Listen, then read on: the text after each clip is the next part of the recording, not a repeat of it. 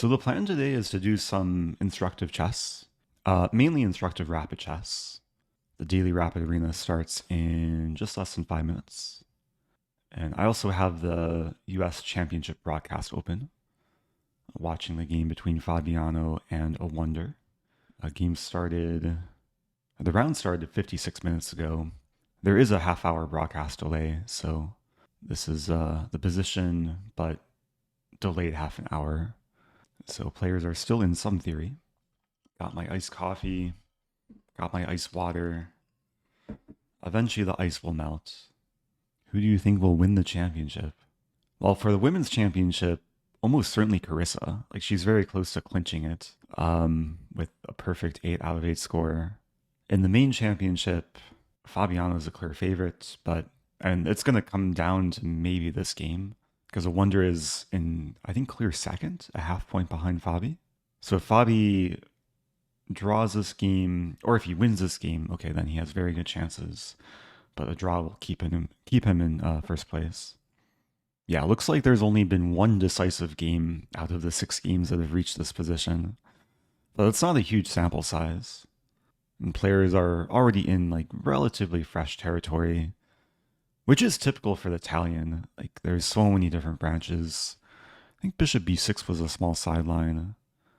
Yeah, the 5th most played move.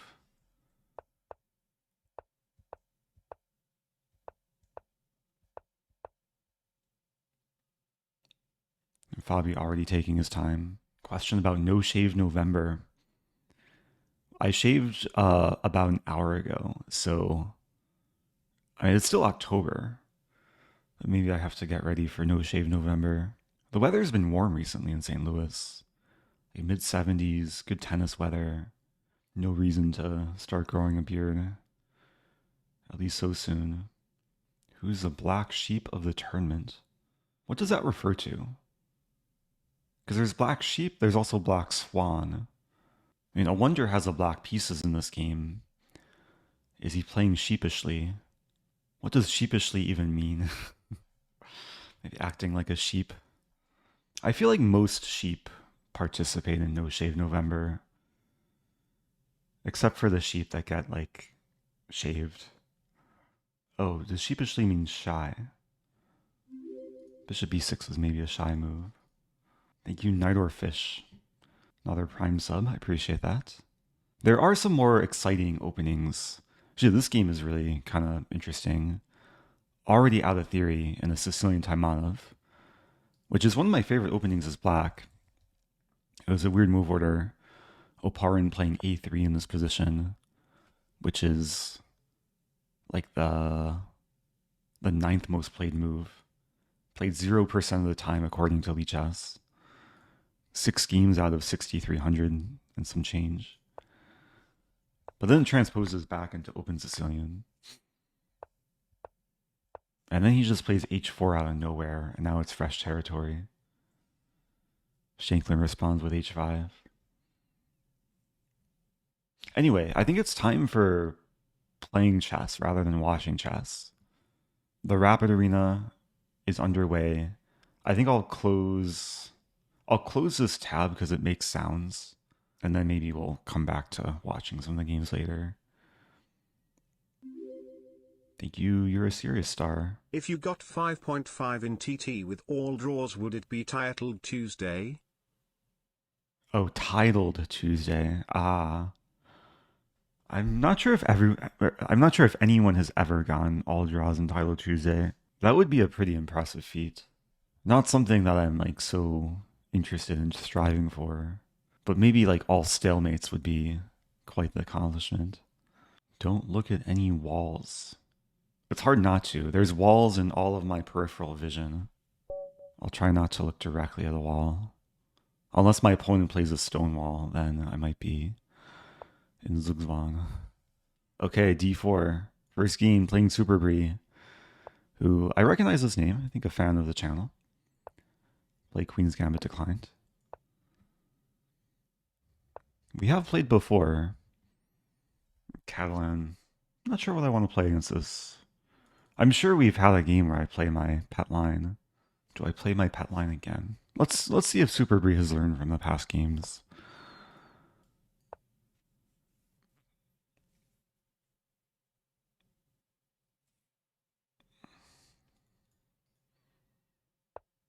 Knight bd2, not the main move.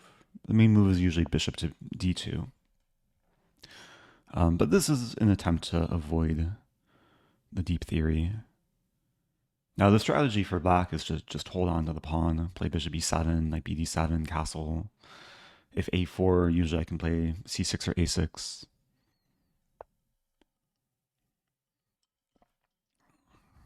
Okay, in this spot, it's kind of interesting. Knight d5, I think, is a standard move. But queen takes d4 is also an option. To sack the exchange, would have knight and pawn for rook. Bishop would likely go back. I'd be threatening c6. Not sure if it's worth it. But it's super tempting. I'm just realizing there's knight c6 here. Like queen d4, knight c6. But then I take on d2. I'm just going to play knight d5.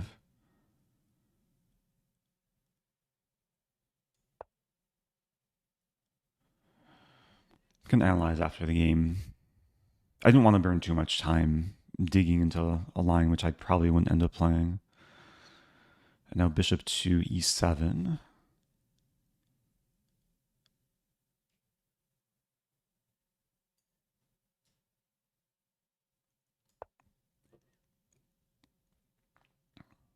Yeah, I'm not sure how useful a3 was for white.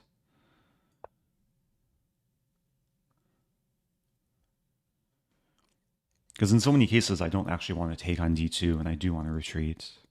And very often, white ends up playing a4 anyway. Kramnik in your chat. Shout out to Kramnik if you're watching. I feel like there's been a lot of Kramnik references, which I'm not fully understanding.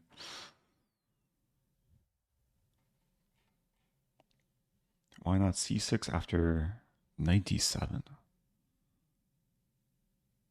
Not sure what that refers to. Oh, after knight d2. There's cases where I don't want to commit to c6 so early because c5 can sometimes be played in one go. I think in this case now c6 is justified, keeping the pawn chain. And a6 would not quite work because takes and there's a pin. So this is a very typical Catalan type imbalance. Black's up a pawn, white has a potential for taking over the center. h4 is a typical move, but it does give me time to complete queenside development. There's some drama with Kramnik losing his mind over Danya. Okay. Yeah, I've seen like bits and snippets of things happening, but I've yet to fall down the rabbit hole. I'm gonna make an effort not to like go down any rabbit holes and just try and find a peaceful environment where I can play chess and just hopefully be positive and teach people a thing or two. Knight d2 to b1. Opponent setting up for the next game. I was kind of more expecting the knight to try and come to g5. But yeah, I think I'll just keep developing. Knight d7. Queen b6 is not my next move because that would blunder a knight and a fork. But maybe eventually I take queen b6, rook d8, a5, a6 or a5, and then b4, etc. Oh, welcome to the first time people. I see Marco Linosk. First time watching live. I am hoping to stream a little bit more this week. Almost certainly Title Tuesday tomorrow. Not sure if I'll play both Title Tuesdays, but I think at least a morning Title Tuesday. It does kind of feel weird playing a chess game on my own, just given the fact that my last bit of chess playing was with Nemo for the Team Chess Battle. There's no one to discuss the position with. No one to help blunder check my moves. Question about why queen b6 if bishop e3. Yeah, it depends on the position. If my knight stays here, then it restricts bishop e3. I mean, the general purpose of moving the queen is to free the d8 square for the rook. and of course connect the rooks. Like, I think here this makes a ton of sense. There is a5, which maybe is annoying, but then... Okay, black's committing the pawn. So take, queen b6, a5. Just not sure about a5, a6. Queen c7 is also an option. Hey Eric. Thanks Hello. for 18 months of great entertainment. I'm going to start by taking. Go Eric. Nice speedrun episode BTW. Oh, thank you, Edgar Dave. Yeah, queen c7 hitting the pawn. And this move e4 to try and kick my knight away from a nice central square, it actually allows the knight to come to an even better square after knight b4, hitting the queen and setting up knight d3. And then I would almost certainly win the pawn. There's not too many ways for white to defend the pawn.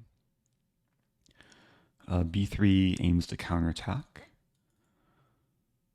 So the pawn tension increases. If I take, there's Hoping bishop to see you b2. streaming TT tomorrow again. Oh, that's the plan. Thank you, backward spawn.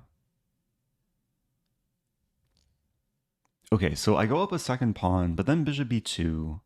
My queen is hit, and c4 is kind of hit. I might have queen. No, queen f5 doesn't work. So take bishop b2. Is knight b4 a move? Knight b4? We trade queens. I think that's good for black. Queen d2. And then I move away like queen c5. Knight b4. I think I should start by taking and see what happens.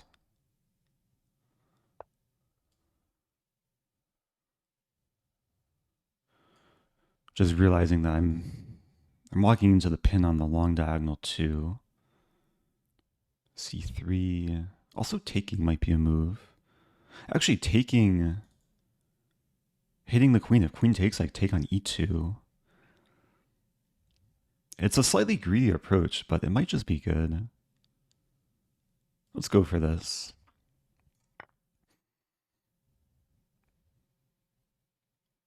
I think I considered this initially, but I just didn't see that e2 falls. And now queen c4 is a resource. I'm also defending b5, which is nice. So I'm up 3 pawns. Queen is hopefully not too punishable. And the knight stays on d5 too, so there's no pin. If takes, I can take with queen. Or pawn, for that matter. Yeah, thanks to all the returning slubs. Subs. I was reading the name Slowpoke also. This will probably be like a 2-ish hour stream. I might play the whole tournament actually. So another 2 hours and some change. Welcome back, Chess on Earth. Question, what about pawn digs b3, push the b pawn, and now you have a passer? Well, that's the move I end up going for. In this position, I just want to consolidate. Like, I want to get my queen to a happy place, get the rooks involved, and not get back any material. Yeah, if you missed the team championships, it was me and Nemo against Pepe and Divis in the final. And unfortunately, we ended up losing 0.5 to 1.5. Coming into the final, we were perfect. Like, we won all our games in the first 2 matches. But Pepe and Divis were like a very strong team. And the first game was kind of unfortunate because we fended off a difficult position. It was a slightly better rook ending for us. And then we kind of just crumbled in time pressure. And it wasn't easy being in a must-win position in the second game. But it was super fun. I said in the interview that like that event I enjoyed. It was one of the most enjoyable events I played like in recent times. Like having a teammate took the pressure off. And I think it was also just more educational. Like not only for the viewers, but also for myself to kind of refine the thought process, be more cognizant of like where we spend our time and time management. And then just working through positions together. Sometimes chess is a solitary game where it's hard to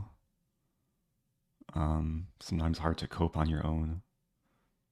Did you take a break from chess for a few days? I did actually, yeah. I took a break from streaming at least. It took a lot of energy. Like the matches themselves, like they only take what, like 2 to 3 hours? But I spent a lot of time preparing beforehand. And the matches were back to back. The match against India and then against Spanish players too. I probably spent a good like 3 to 5 hours with opening prep for each match. So knight c3 and queen c4, offering the queen trade. It looks pretty solid. I maybe double my pawns, but trading queens would be nice. I could trade knights, but no, let's play this. Thank you, Huck 300, for the bits. Thank you, Mike Boy, for mayor. I'm drinking iced coffee. It's an iced oat milk latte. I also have iced water as a backup. Soon to turn into normal water. Okay, this is a good sign. White's trading off the Catalan bishop. Can take. Pawns are smiling. I didn't want to take the queen. That would actually lose a piece for black. Okay, so b4.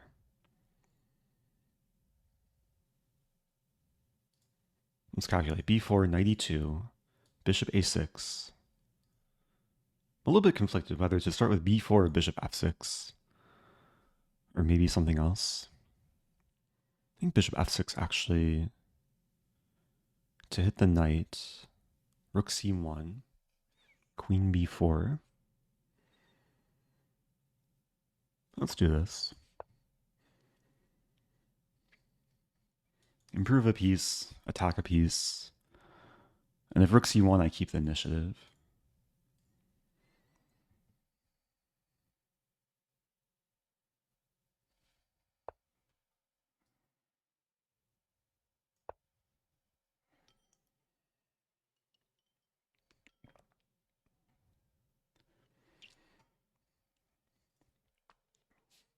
Question from Torque CA. Any advice when you reach a plateau in rating? I actually wrote a whole article several years ago about being in a rut and how I got out of my rut. A lot of it is somewhat of a shift in mindset. Wait, let's focus here. Maybe I should take here first. Rather than focusing on rating goals or title goals, it can be better to focus on study goals and ways that you can actually improve at your chess.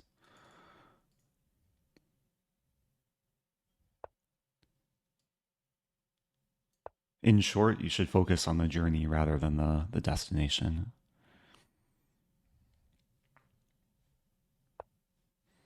Okay, we'll spice things up a little bit.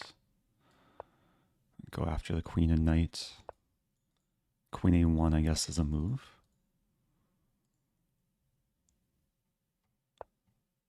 Queen d1 is also a move. Knight c5 is coming.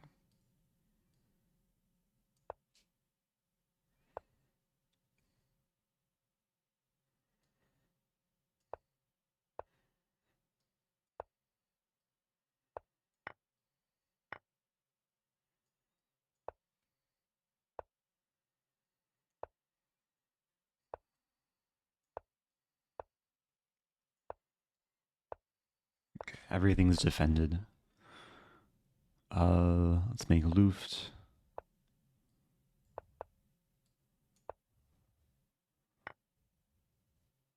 Not blunder a rook. Take a queen. Can I mate before white flags? Maybe. Okay. Checkmate on the board.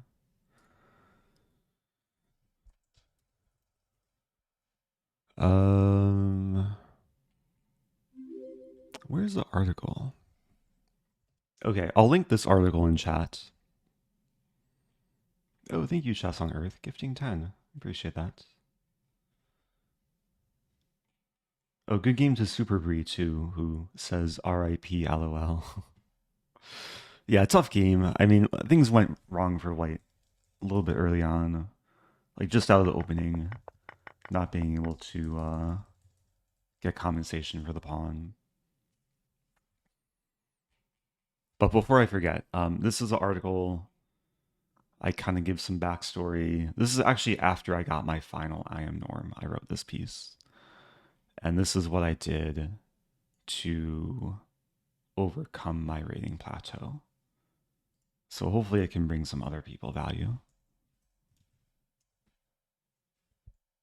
Maybe I can, I think I had a command for this article at some point. Make the ruck command. There's a moment in this game, where was it? Oh yeah, I wanted to analyze queen takes d4 in the opening.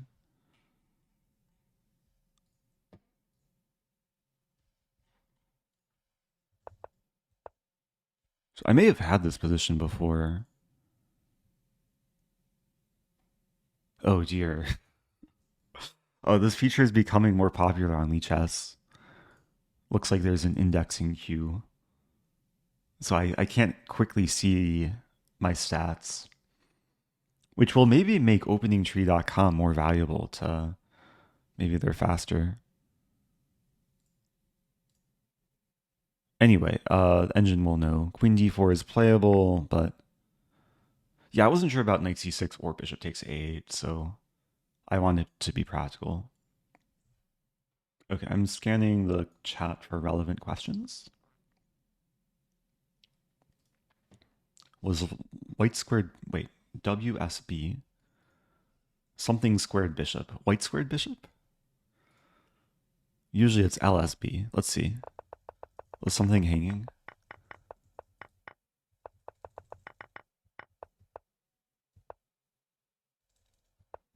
Queen e7 defended b7.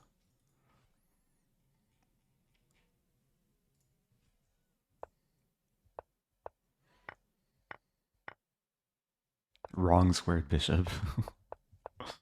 I don't think I hung my bishop. Engine says I made one inaccuracy this game. In this position. d4 was best. Okay, yeah, overall pretty clean game. We'll move on. There's a question from Berenzin Chess. Will Levy make GM by next year? Next year I think is very unlikely. Within like 5 years, he would have a shot. But to get the rating and 3 norms in 1 year is just not realistic. But again, it's more about the journey rather than the final destination. So that was my first game of the tournament. Moving on. I'll play e4. We'll probably mix up the openings this tournament. We have a Scandi. Go Eric. Thank you, some Shaq pun. Queen e6. Queen e6 is honestly a kind of typical beginner move. Maybe it's playable. Like, okay, black's trying to get some initiative. But very often it just loses time. I'm wondering here if I can sack the g-pawn, play rook g1, queen h3, attack. I think bishop f3 is just more solid, though. I defend and I pressure b7, so this bishop is kind of frozen.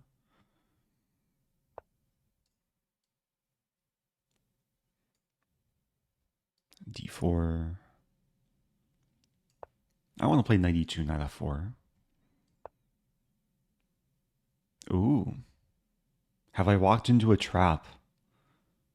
c2 cannot be defended. Wow. I think it's okay. I think I just sack the pawn and I'll get a lot of initiative. But maybe I played d4 too quickly. Like I should have kept the pawn back and kept the option of playing d3.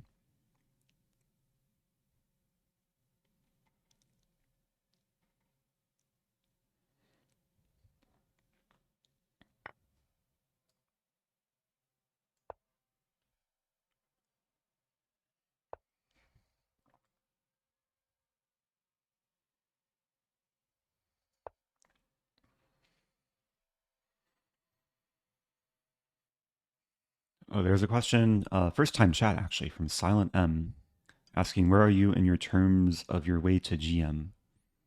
I'm pretty far away. I'm basically as far away as Levy is.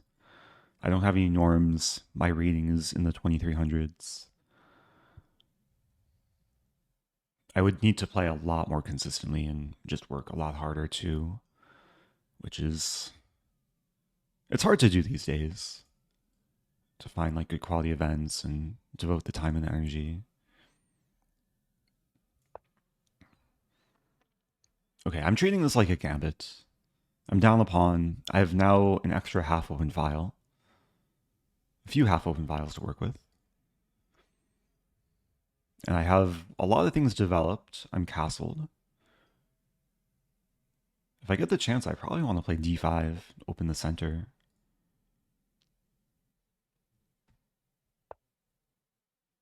A question about king d2. Honestly, I did not consider that move.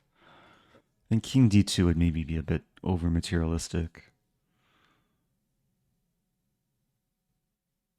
So d5. Think about d5, I'm not sure if I have a threat. Maybe I am threatening just to take. I just don't want this move to lead to a queen trade. So d5, if e6 I have rook e1. Alright, I'll go for it. The pawn and bishop create the battery.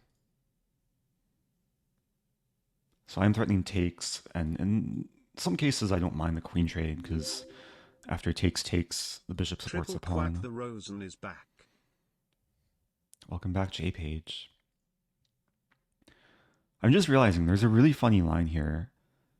If I get the chance to take, black takes, it might happen actually. I don't recapture the queen. I take on b7, threatening to take the rook and make a new queen. There's maybe queen f2, rook b8. But let's start with this. Yeah, I'm definitely winning back the pawn. And maybe something more. Okay, yeah, a lot of players would maybe just automatically recapture. Maybe some players would blunder pawn takes knight, hey Eric, always thinking great it's to an watch in-between move. chess. Looking forward to seeing some sharp tactics and intense games. Let's go. Oh, you've joined at the right time. Sharp tactics are about to happen, I think. Yeah, let's go for this. Because there's no way for the queen to move to defend the rook. Like, even if it could, the bishop supports Eric, it. do you want to marry me? I could be your queen. Smile. I've never been asked that before. I'll think about it. Thank you, Finite Earth. Thank you, Tilt X. I am in need of a queen in this position. I'm pretty sure my queen will soon be reborn. Yeah, the best try for black is probably to sack the queen and then save the rook. But then I'll have a defended pawn on b7. Bishop e3 to a7 is coming. Yeah, even positions without a queen, life is still very good.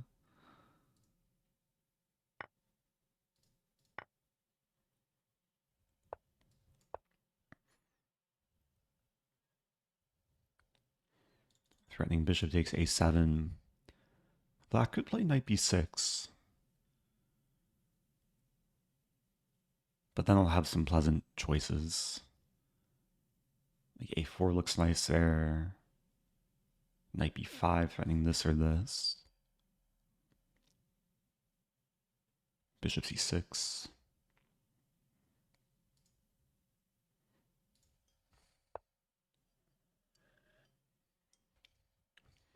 Yeah, I like a4. Simply threatening a5.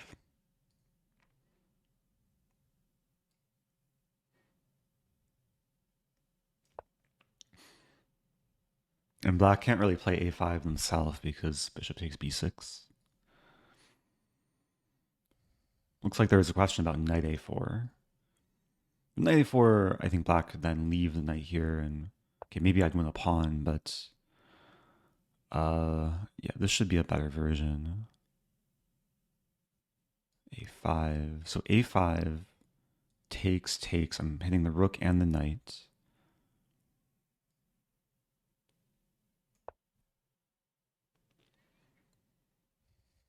And maybe there's some cases where I get to play a6, bishop takes a7. Have two connected pass pawns.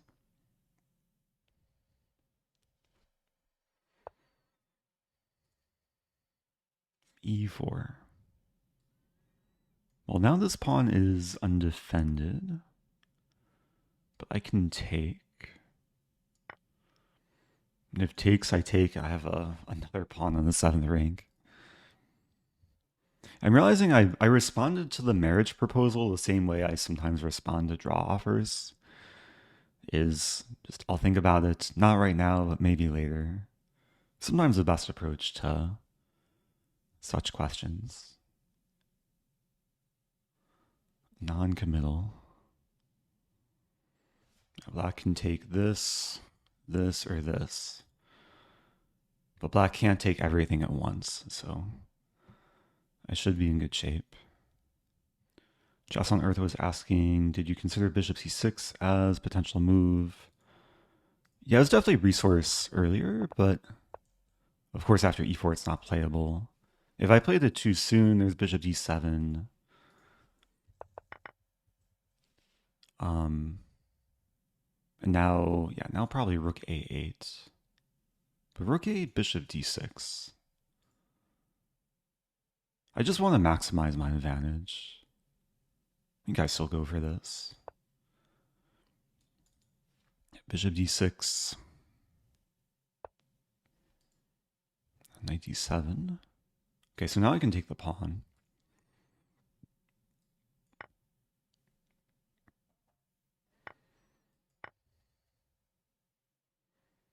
Yeah, it's just a matter of time now. Do you ever make draw offers yourself? I'm trying to think. Online, almost never. Over the board. I guess there were a few tournament games this summer. I was the one to offer a draw. There were a few times I offered a draw, my opponents declined. But then the game was still a draw. I usually offer draws when like the position is like very dead. There are rare occasions where you offer a draw to basically as a psychological ploy to try and provoke your opponent to overpush. But I can't remember last time I actually did that.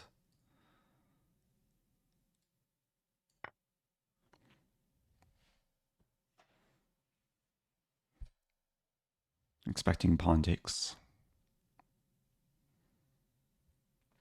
There's a funny pattern here with this check. King f8 I take. King d8 I take this pawn with check. King has to move back, and I can move back. I'm just controlling so many squares in black's territory.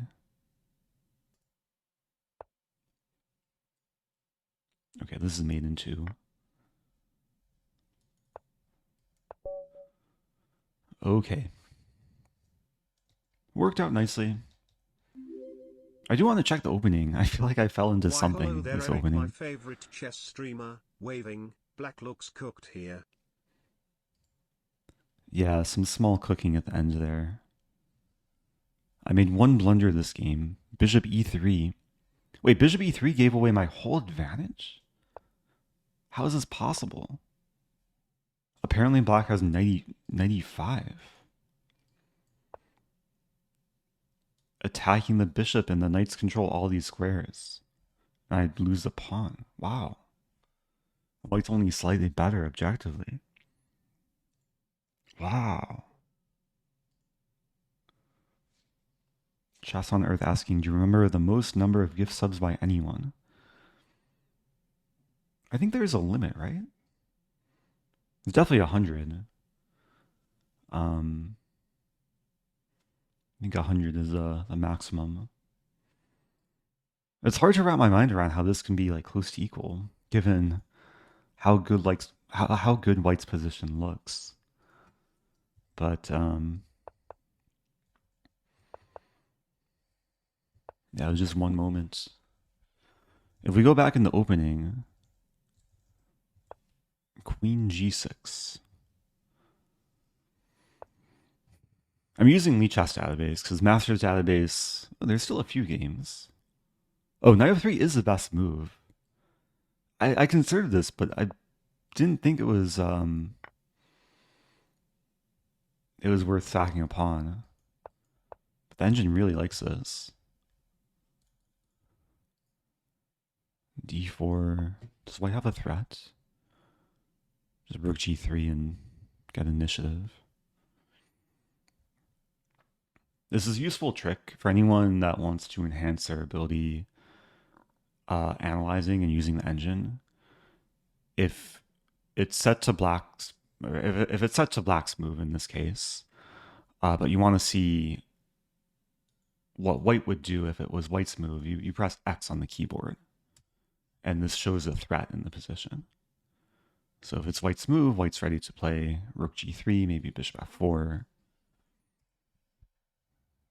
I use this all the time to help like better understand what's happening. Can you offer draws indefinitely? I think there's a limit. I think if you spam click the draw offer button, then at some point, at least on Lichess, I think it prevents you from offering more draws. I think that's the same case in like tournament chess too. You can only offer like maybe one or two, but it might be a little bit more of a gray area. Like if you offer draws every move in tournament chess, like the player can call the arbiter and complain, probably get extra time added to their clock.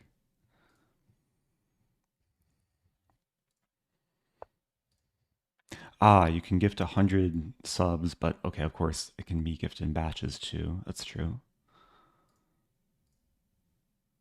Okay, I'm playing Anjumshasha something practice. Let's play c5. And, ooh, we'll have a Smith-Morra. I'll accept the Smith-Morra, because why not? And there's a couple lines I play against Smith-Morra. Against weaker players, I play Queen c7. Knight f6, Knight g4, going for the Siberian trap. At a higher level, I think bishop b4 is actually like just a better move. So I'll play bishop b4. It could still get sharp. And then knight ge7. And the idea is to eventually take and then play d5. Okay, I'm doing my best to catch up with chat. Please clap 3 times and prove this ain't a rerun stream.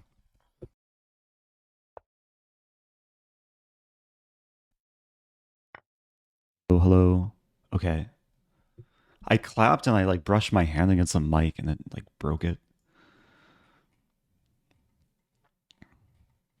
Was that just a ploy?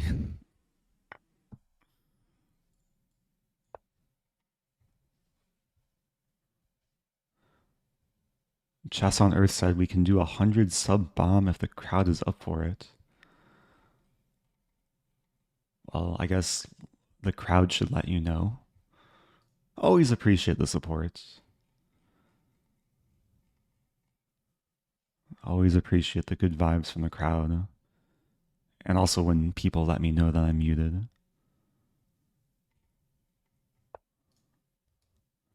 Okay. So I'm basically getting what I want from this opening. I castle, king is relatively safe.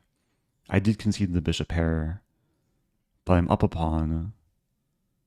And yeah, d5 is pretty well reinforced. Maybe knight g6 with tempo.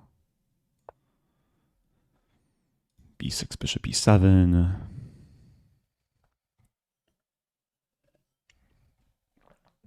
Shall I clap some more? I just want to clap my opponent. Whatever that means. Queen a5 looks nice. Saving the queen, aligning with the bishop. Whoa, it's Chess on Earth. Gifting 100 subs. Okay, I'm clapping. Trying to safely clap. Thank you, Chess on Earth. If you were gifted a sub, you can say thank you. Or use a thank you emote. Or clap in chat, whatever you want to do. Yeah, bishop g4 looks nice. I mean, this is a free pawn, but h5 happens. Let's play bishop g4.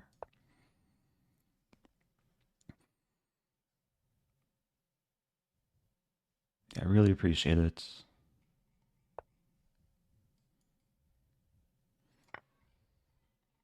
Good vibes today. Nice, nice energy.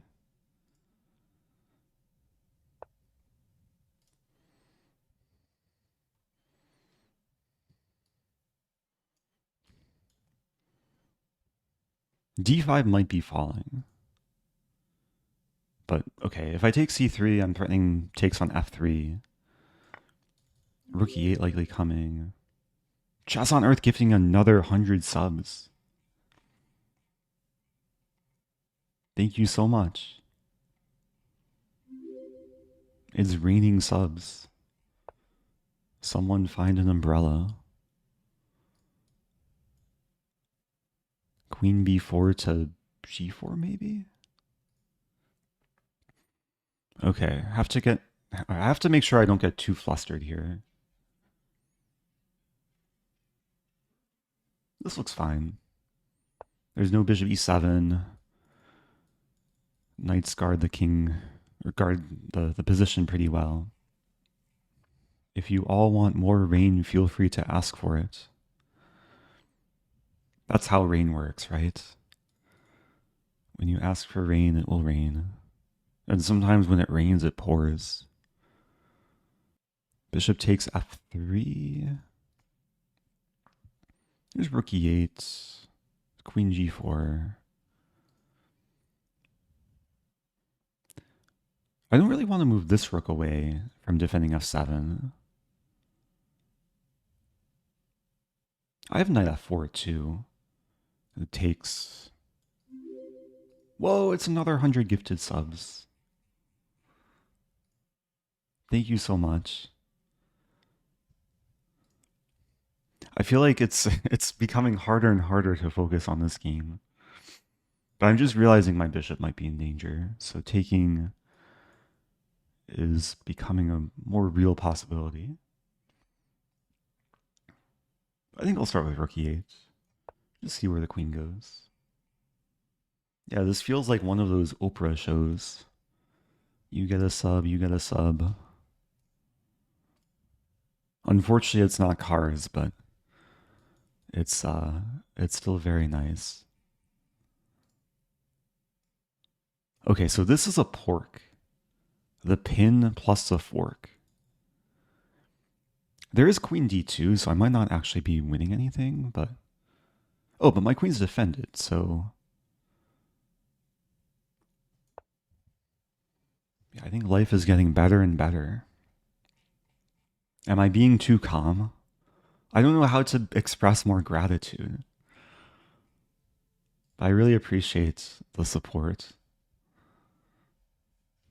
I'm just trying to still play good chess, provide some entertainment and some instruction. Did I hit 35 decibels? I don't know if that's a high number, but it's very exciting. Especially when winning the opponent's queen. There is a counter tactic, bishop d6. But then things will be traded. I think. It's actually weird. Like, where does the queen go? I guess the queen goes to e4.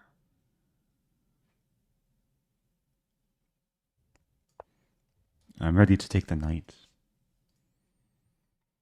Oh, hey, there's another sub-gifted. Tritus. And 100 more subs. Oh my gosh. I don't know what to say. I'm becoming more and more speechless. But again, hopefully people in chat can be grateful and appreciative. Being a sub to the channel gives you the badge, gives you ad-free viewing, gives you access to all the emotes. Usually gives you an extra few elo too, if you can absorb more knowledge.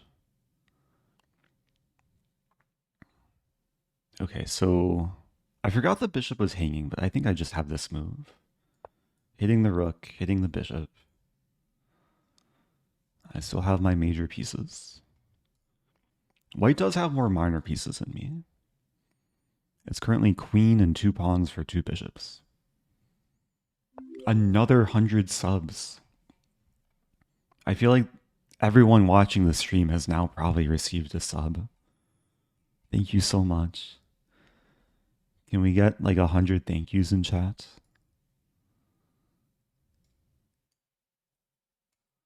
Rook e8.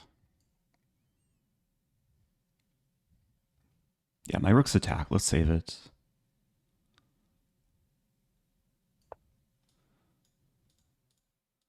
And pieces are well placed. That's 512 subs total, just for this month too. How do you know if you received a sub? It should usually notify you in chat. You can also look next to your name, and if you have the sub badge, that means you're a sub. And the sub badges are usually chess pieces or sometimes FM or IM or GM titles, or ducks or geese.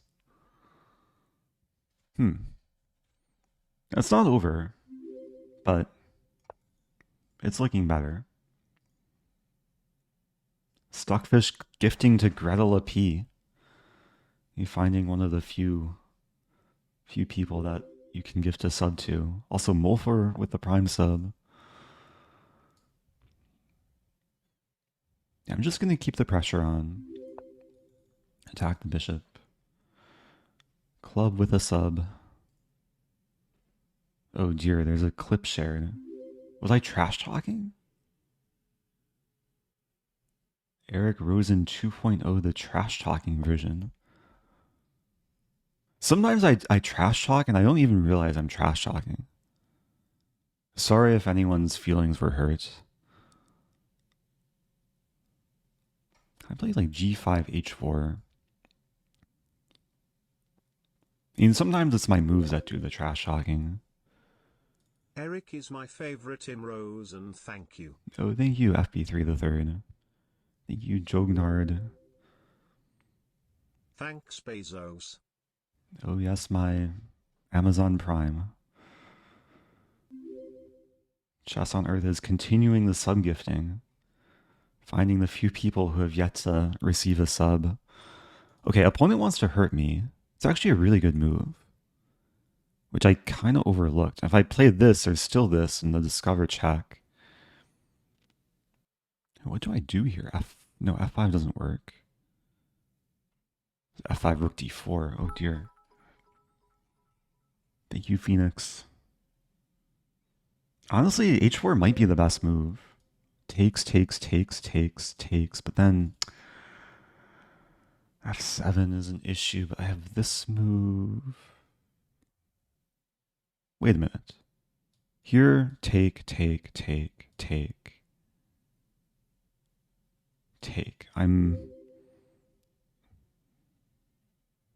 Yeah, that doesn't work. Wait, I actually have to be really careful here.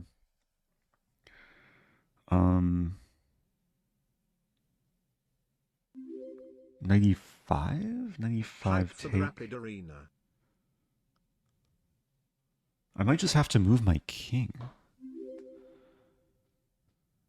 19. Played Stafford in a classical game OTB yesterday. Had a nice game even if I eventually lost. Oh, nice. Thanks for inspiration. I've really gone wrong here. Also, thank you, streams on Twitch. H4, take. I think I just, I sack back the queen. Oh no, my queen. At least we simplify a bit. And then rook e7. I completely forgot why I can include that. But it should be okay. So I take... Yeah,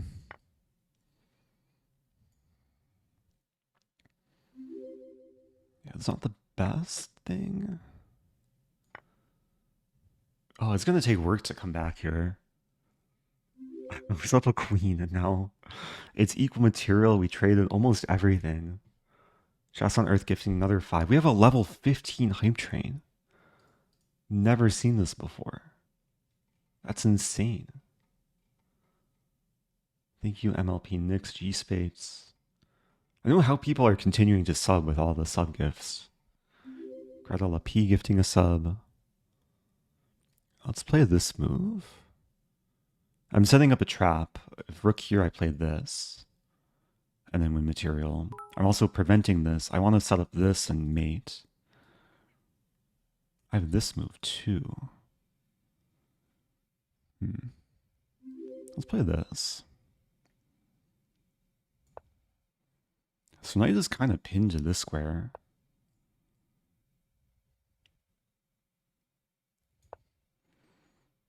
What's white gonna do? This move? Streams on Twitch gifting 10.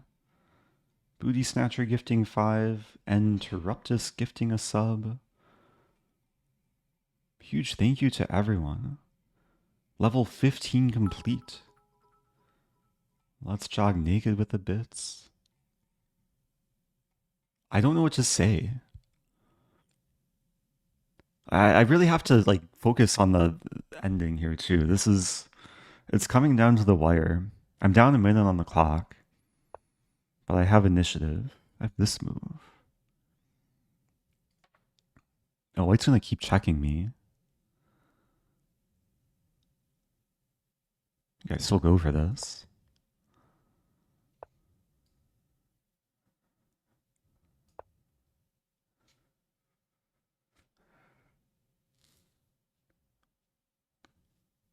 We're going to see this move. I have to be careful not to get forked. I'm still threatening mate. I'm not threatening mate. There's not F1. But I have good activity. Some potential mating attack. It says about to beat your last record. We're on level 16. Thanks again, Chess on Earth, who started this whole burst of rain, I guess we can call it. A rainstorm of subs. The opponent's burning time here. This is turning into a bullet game. Thank you, Stockfish. I mean, white has moves. White has this, or this probably is most expected. Or this. Knight f1. So let's go for this. But then, yeah, worst case I play rook b1, hold on to the b pawn. And white's a little bit stuck with this setup. And there's lingering ideas of knight e3. Yeah, just defend the knight. Yeah, knight e3, king f2. Let's play this.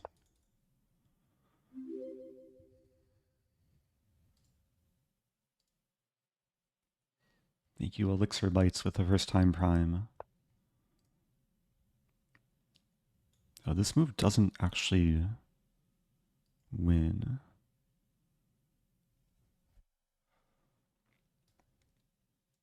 Okay, so I want to play b5.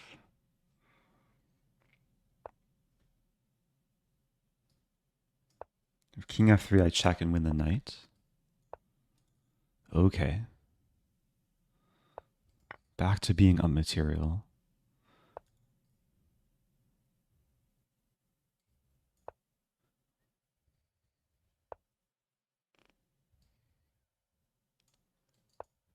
Oops. That was a really bad move. That was a really bad move.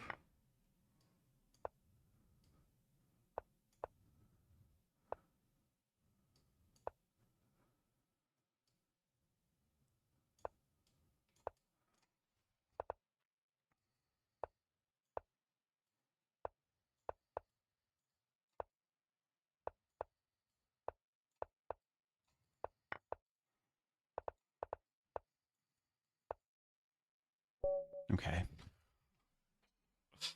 Goes to show my level of focus that game. Thank you, Tuzajin. Oh dear. Oh dear. What a topsy-turvy game.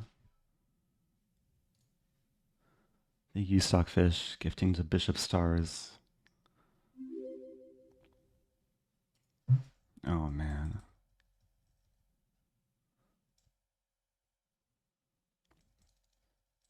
Yeah, that was just super chaotic.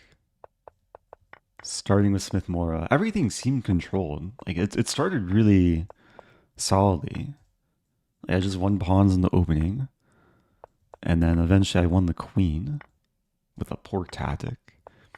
And then things turned around completely after allowing rook d5. Yeah, g5 was not the best move. Also, we have it says we have a hype chest. Shall I open it? I received the whatever this is, the purple something. Choo choo. Okay. Thanks everyone. Look at this engine graph. I made 6 blunders this game.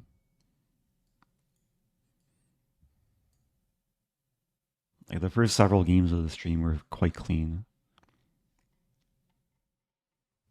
That would be funny if I was playing chess on Earth and it was their whole ploy to make me less focused. I don't think that's likely though. 1 blunder for every 100 gifted sub, yeah.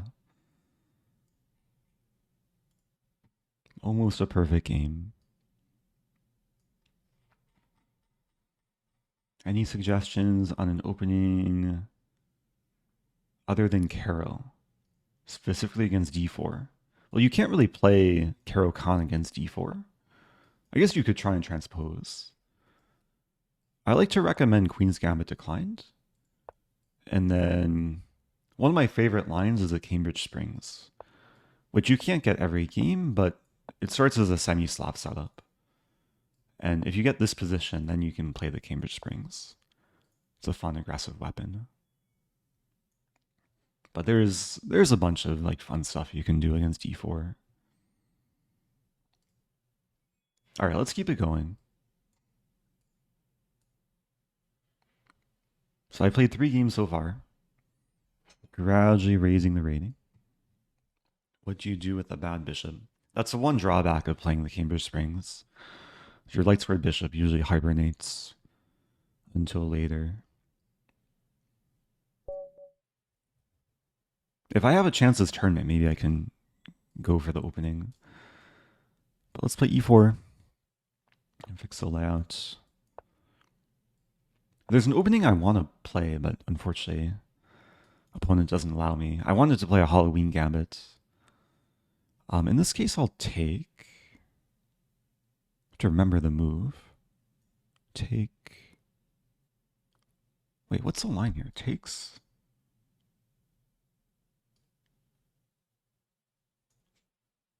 Like forgetting all my prep. Ah, yeah, it's takes bishop d6 is the main line. Queen e7.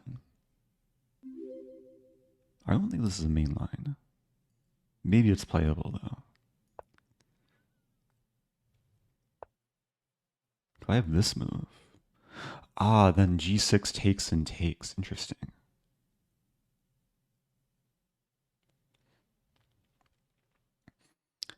I have a feeling this shouldn't be good for black. I'm already out of opening prep. But if I play knight d3, takes, and then knight f4, and black's committed to a couple like anti-positional moves.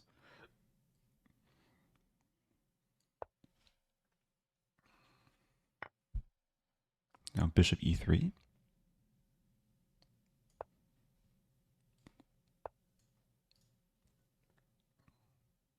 Yeah, this should be totally fine now.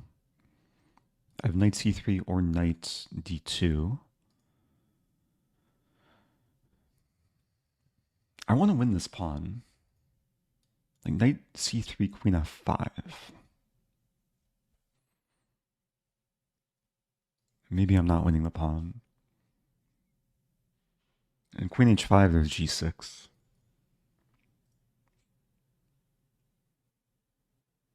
I'm hesitant to play this because after queen f5, if I don't have a clear follow-up, black is ready to play this and my knight's misplaced. Although maybe the knight can maneuver to g3. If I play knight d2, still queen f5, even queen g6. Queen g6, bishop e2. Okay, I'm going to play knight d2. It's more intuitive. This keeps the option open of c4 as well. And queen e6. Yeah, if knight were on c3, I would have this and this, but what to do? Bishop e2, queen f3. And queen f3 actually looks nice. Preparing to castle queenside and then use the e-file. Question from Prexian asking why I didn't play queen h5 earlier. I can show after the game. I don't think it worked earlier. I can also show during the game. Like in this position, it did look really attractive because queen h5, g6, knight takes g6. It's a pork. The problem would be queen takes e4 is check and I lose a knight. So hopefully that makes sense.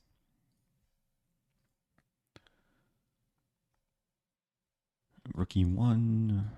Knight f4 actually looks nice here. And free the bishop.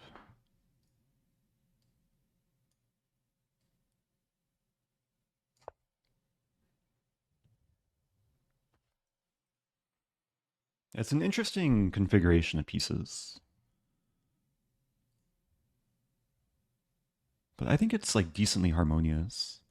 Knight h5, h4, maybe g4, g5. Okay, this pawn is now hanging. Am I scared of this? Probably not. But maybe.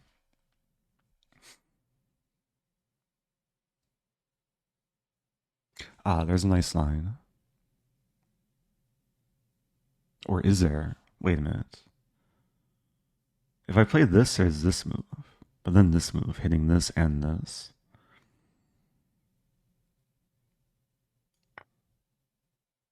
Another nice line I saw is bishop e6, knight c3, bishop takes a2.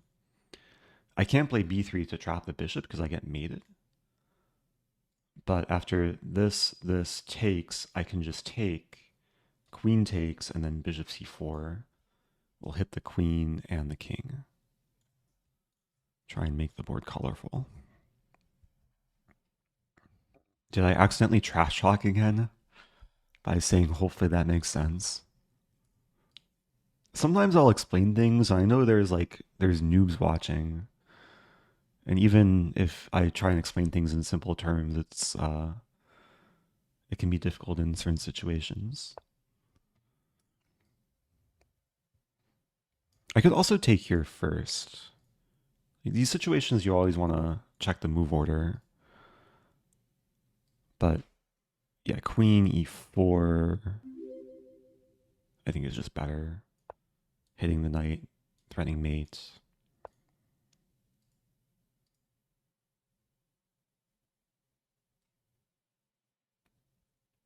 And now if black takes the knight, I win the queen. If black takes the bishop, I think... if I take back, then wind up with double isolated d-pawns. I think I should just play knight c3 here. I mean, this is interesting too, but then a2 hangs. Yeah, I should just play knight c3. Oh no, there's another clip. Someday there will be a trash talking compilation of all the times I accidentally trash talk. Again, I just don't want to hurt anyone's feelings.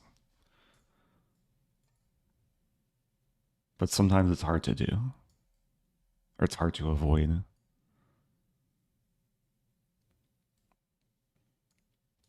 was going to play f4, but my pawns should probably be on light squares and not dark squares.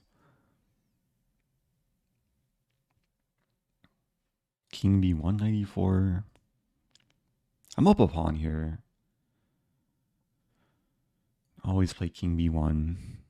It over-defends a pawn, just so my knight's not babysitting. Oh, it's the same clip. Ah. I guess there needs to be like a 3.0 and 4.0. Oh, it's about clapping the opponents. Clapping just means defeating, right?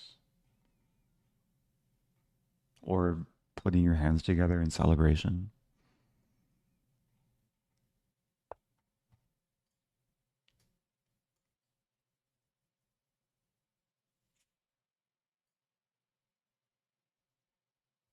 Not sure which knight I want to move. It might not matter. This unleashes a rook. Maybe help support d5. I'm down a lot of time this game, so okay, I'll move a little bit quicker. d5, 95. Yeah, these superfluous knights are a little bit awkward. f3 first. I think queen c4 might be coming. Ah, there's a cool trap though.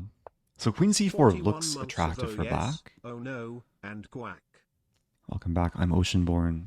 Happy 41. Yeah, so queen c4 like looks like it applies pressure. b3 would be weakening, but I would have d5. And let's say knight moves, and I have knight takes f6, winning the queen. But of course that doesn't happen. If I play this, oh, knight f5 is coming. I don't think I care.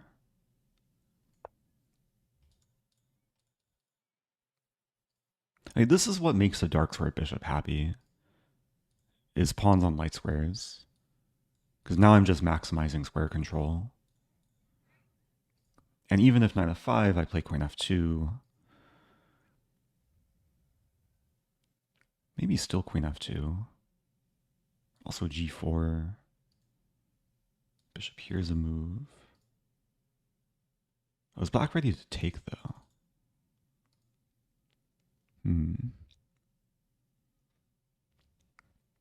I kind of forgot there's 3 attackers. So Do I have d6?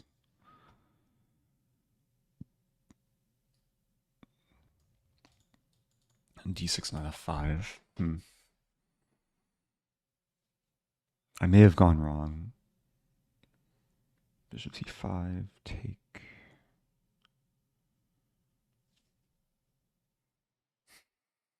Yeah, I think I misstepped a little bit. Getting low on time.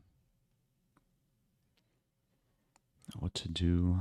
Queen f2. Rook d4. Do I have b4? No.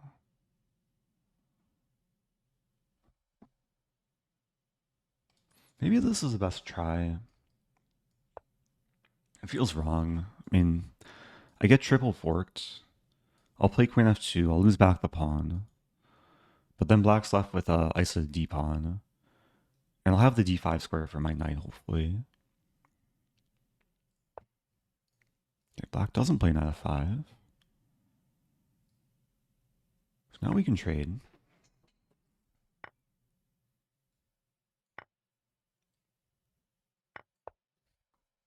Now I just have to move quickly. Opponent's definitely trying to pressure me on time. I mean, it's good harmony. There might be some issues with the queen side, but also some attacking potential on the king side. I'm not sure if this is actually a threat.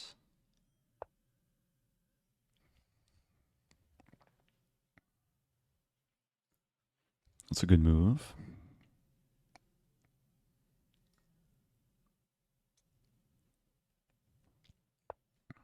Not really the move I wanted to play. I'm just anticipating this move.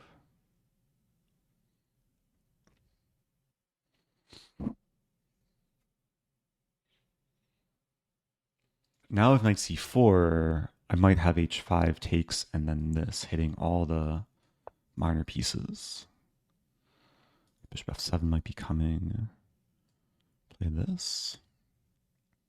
Yeah, below a minute. Black has over 5 minutes.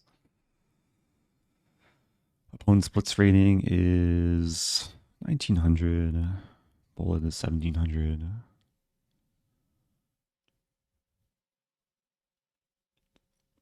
It should be enough time, but it's getting close.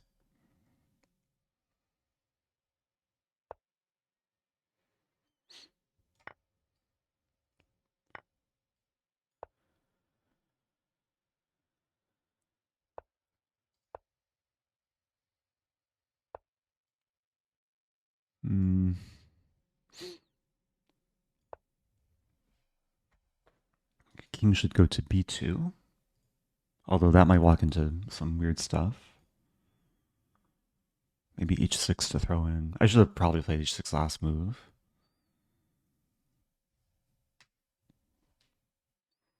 I do have to watch out with the bishop on f4 being undefended.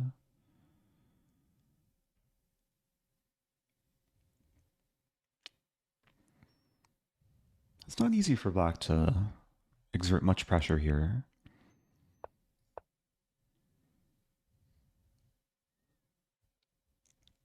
Yeah, this pawn's tied down to defending this pawn. Now I'm threatening to take and take. If g6, we trade. Should be fine. Knight f3.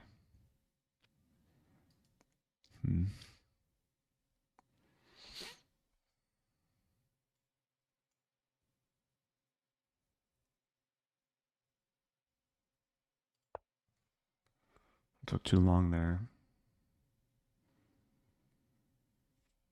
Maybe rook f1 to improve. I want to play knight d5 c4, but now I can play this.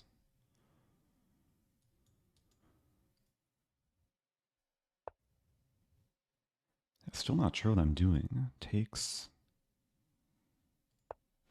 Maybe g4.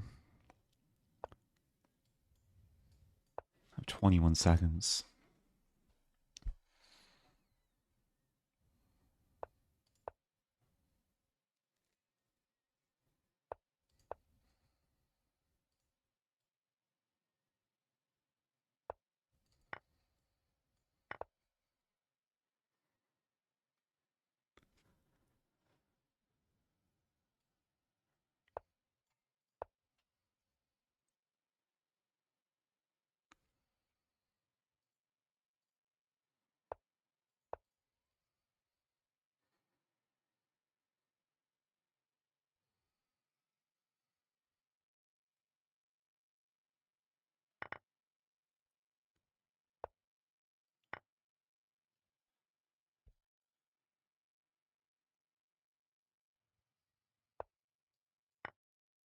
I don't know why I did that. That was a terrible move.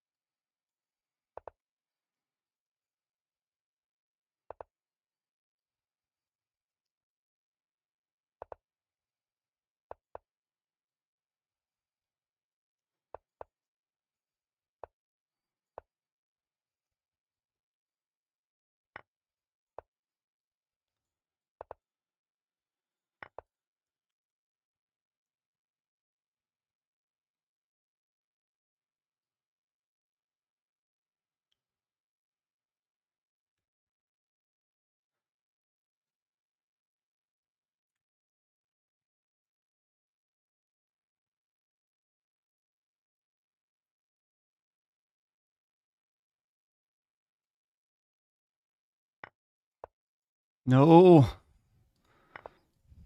I should have pre-moved the other move. What to do? I was expecting rook c2 as a spite check. I should have just pre-moved this, but should have played faster. Good game. Opponent resisted. I blundered a knight. Yeah, played this too quickly. I think I was just expecting black to take on f3. Or no. No, what I was expecting. Expecting black to not defend the pawn. Okay, I'll try and rebound. Oh no, my rating. I think I just played too slowly that game. I was also losing at some point. Like here. But how does the black win this?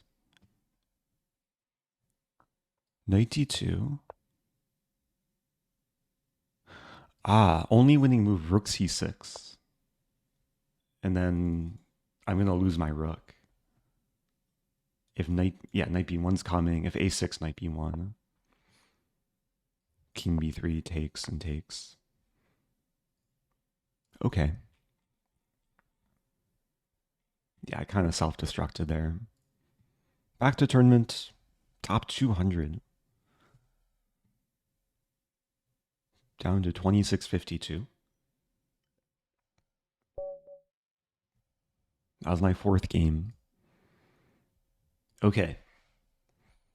I want to mix up the openings. Do I rage Stafford Gambit?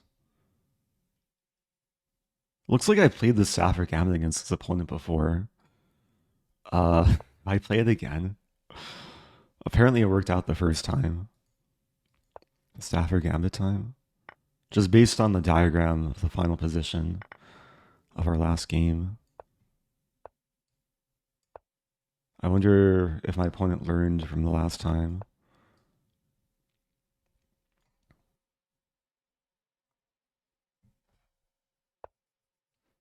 They are playing the main line.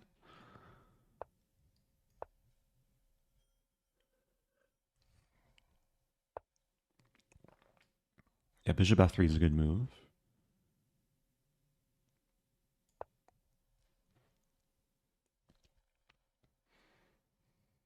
I'm sacrificing my bishop here.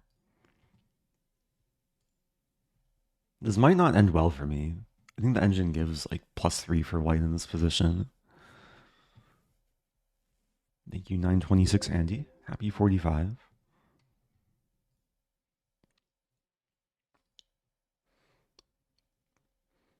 It is good my opponent's slowing down, though. They have to figure out whether or not I'm bluffing.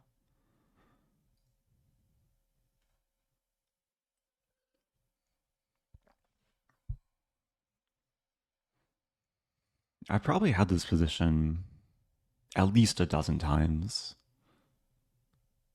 Probably more. Against strong players, I probably have a less than 50% score. Okay, opponent takes a thing. So I'm actually happy to see this move. Because, yeah, queen e2 is very natural, but now, as far as I know, there's knight e5, and it already gets kind of tricky for white. I was showing this other day. I think I was showing this during the stream I was playing on ICC. And I played an opponent who played the better move, h3. But then I showed this analysis. Yeah, if knight d2 might be slightly better, but then still knight e5. And there's some interesting counterplay.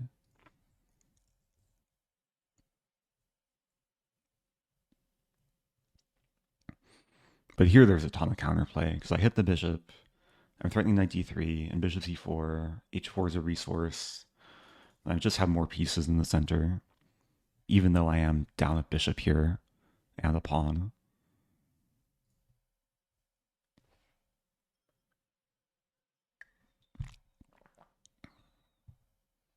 After queen e2, why not knight c4?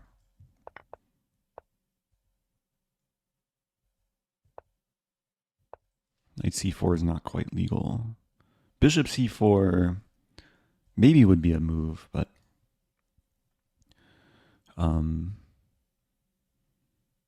yeah, the point of knight e5 is to maximize pressure first. And now I'm kind of on my own. I think knight d3. Knight d3, king f1. I guess there is bishop g2.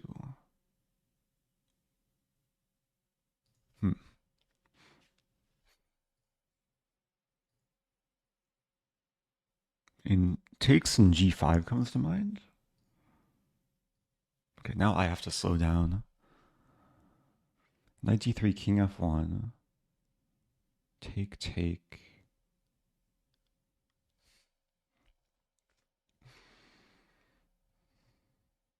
I mean, knight d3, king f1, bishop c4 looks fun. I'll just start with this move. Here, takes. Might even have queen takes, but then queen d3. Yeah, I was thinking here, take, but yeah, that doesn't work.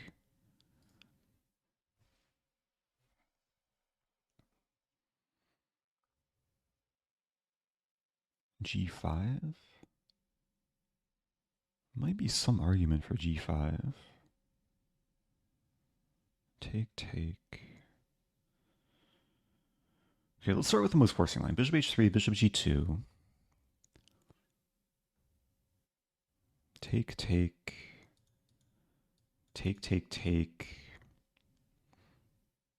And maybe there's compensation because there's no knight d2. There's rook d1. But rook d1 I take, and then rook h6. Even take on e4. Yeah, I'm going to start with this.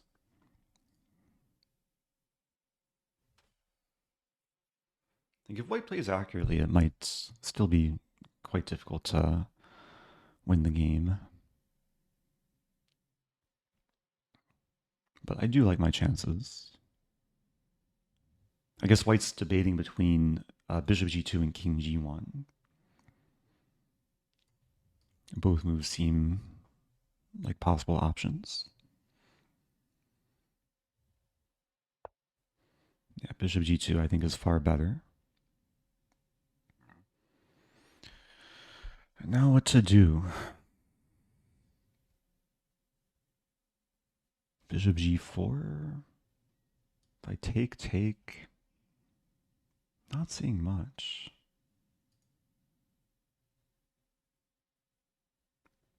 I think I just have to go for this. And I'll have this rook lift resource.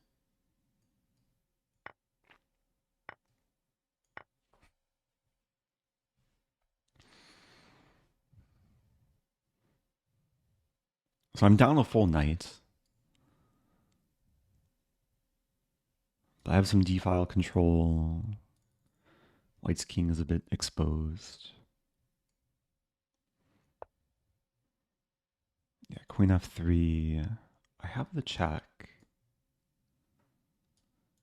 Check and then win the pawn.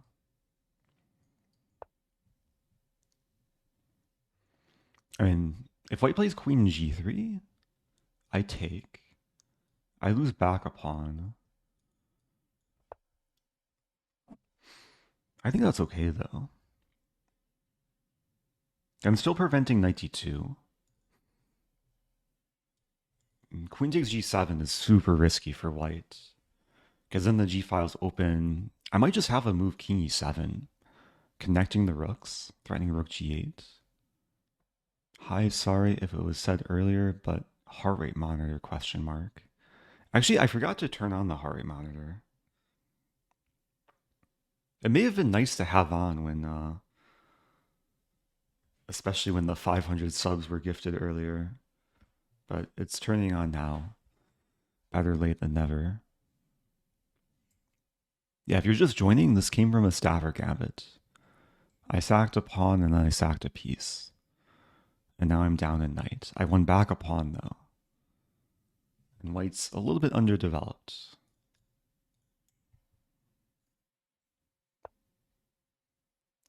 I have this resource too.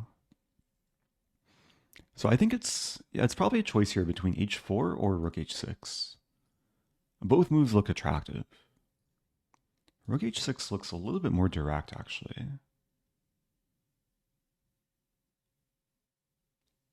And white's extra knight is not really doing much for the time being.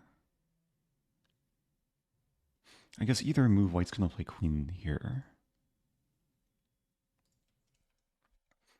So do I want my pawn on h3 or my rook on g6? I think it's better just to play this. But then still queen. Okay, queen e3, rook g6. And there's cases where if I get in this check, the king moves back and then the rooks become disconnected. Then it's still hard for white to challenge the d-file. Hi, Eric. What's the most number of subs you ever gotten at once? I feel like this question was asked, about an hour ago, and then it was followed by raining subs. But I think it was a stream, like 500 subs gifted. I think maybe it's happened a couple times before, several years ago. There have been some very generous viewers over the years.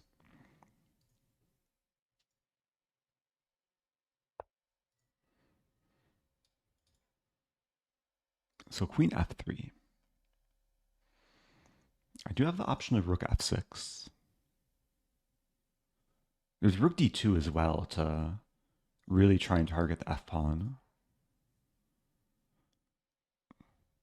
I think I'd rather start with this move. With queen e3, I might even consider trading queens. Rook d2. And the king is on the run. Maybe win b2.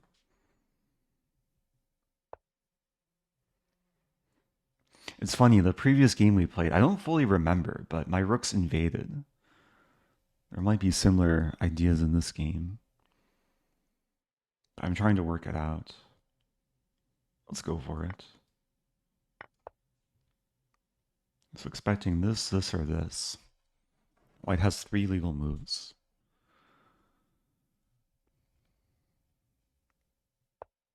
King h3. So this is like almost mate, but there's king h4. Wait a minute. Rook f3, king h4, rook g2. And then I'm threatening mate in 2 with g5, king h5, rook h3. I think that's the way to go.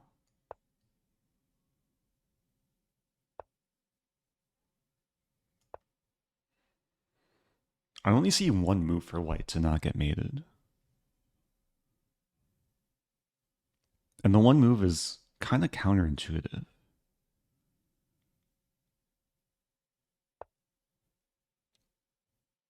Yeah, that's unfortunately for white, it's not the move.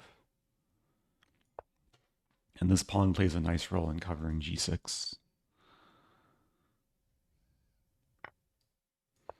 Okay, Stafford Gambit victory.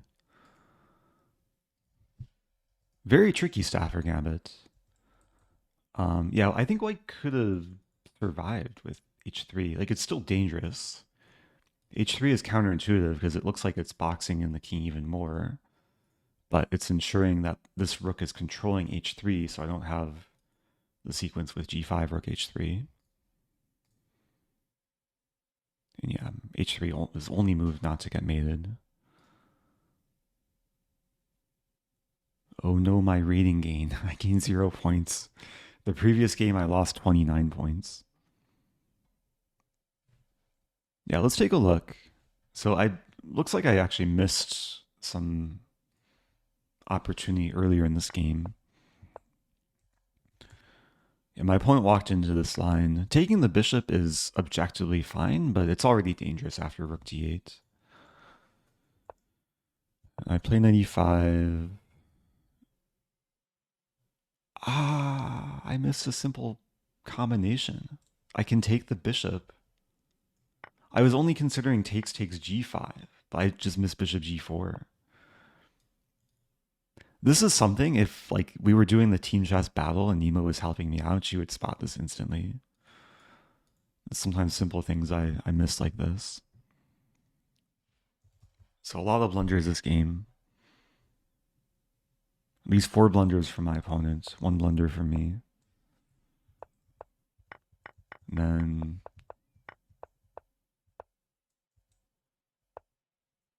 queen f3. So this was the best line to trade queens and go into this ending. And after h3, black's not mating. I could probably force a draw. Engine says it's equal. I'd probably take on e3 and just try and grind down white.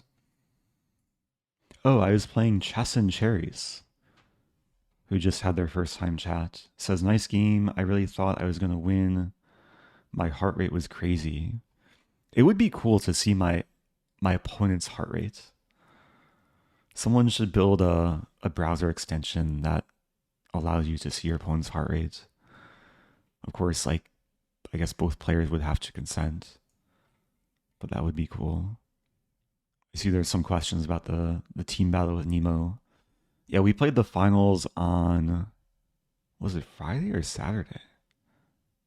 I think it was Friday against Pepe and Divis. For those who missed it, we finished in 2nd place. I do eventually want to make like YouTube content out of the matches. I think it requires some editing because like to kind of take in both players' feeds. What to play against Caro-Kann? Play knight c3.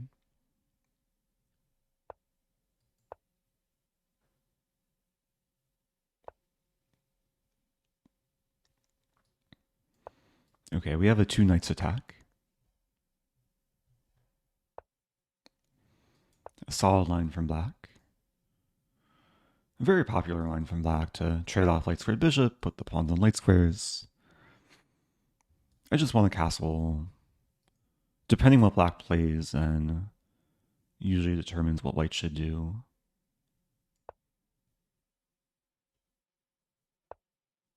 Bishop b4. This might be one of the more critical lines. I'm trying to remember though, like rook d1 take. There's also e5. Actually, the line might be e5, queen g4. Hitting this, and then getting ready to play this.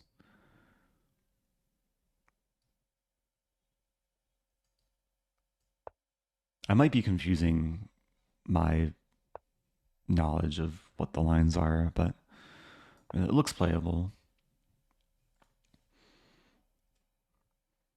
Does your heart rate go up winning or losing?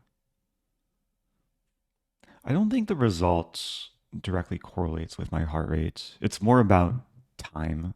If I'm low on time, my heart rate will go up. Or position, or like the strength of my opponent. If I'm playing Magnus or Hikaru, my heart rate will be up the whole game.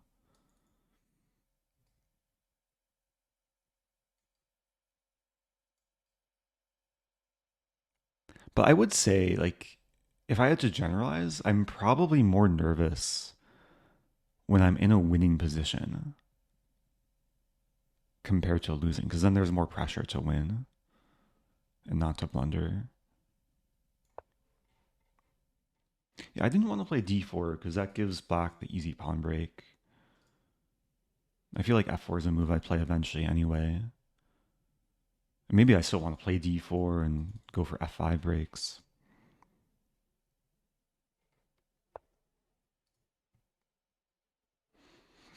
I'm wondering if I can go like full insane, sack a knight, play e6. Almost certainly doesn't work here.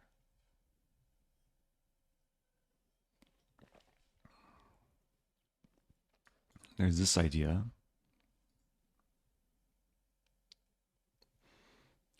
d4 could be interesting.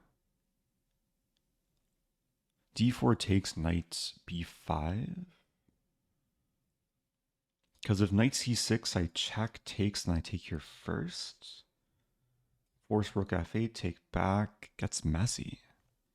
There's queen b8 in the end there. Then f5, really a big mess.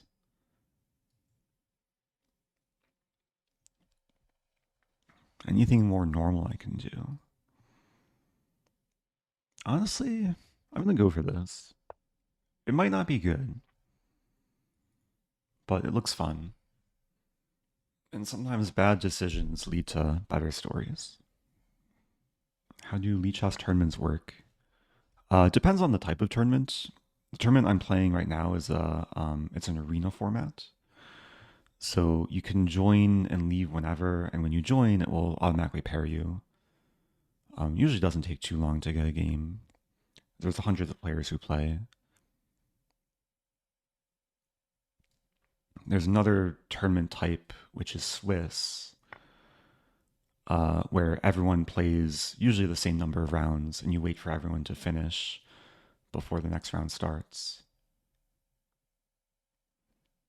Okay, so bishop c5 is coming. I guess let's go. It's a question if I want to fight for the d4 square. Like c3, bishop c5, bishop e3, queen b6. By the way, do I have this move? Takes, takes, takes. I hit the king and the rook and the pawn. Knight e7 defends everything. And queen b6 is a threat. I want to make that work. But it might just not work. This type of thing I feel like my opponent missed, but if it doesn't work, it doesn't work.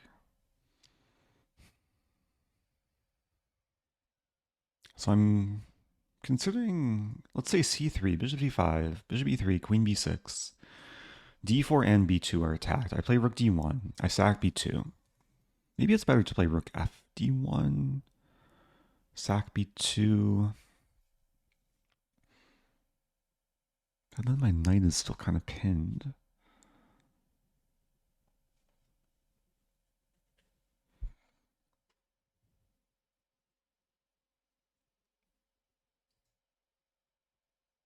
I'm not seeing a great solution there. I could just take. Not the most thrilling option.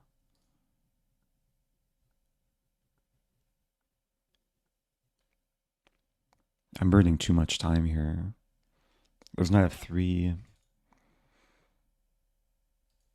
There's knight b3.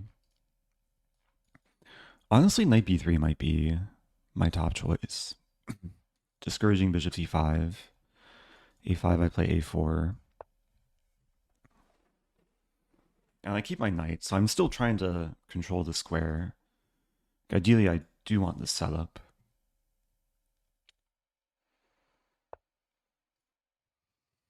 Here I have to move my king. Now it's a little bit harder to get in bishop e3. But if I get it in, I win a tempo against the queen.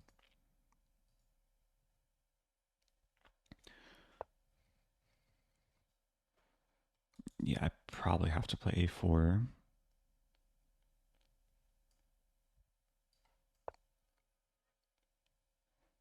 Now I do have the b5 square to work with. So drawback of black playing a5 is the pawn can never move backwards to control b5.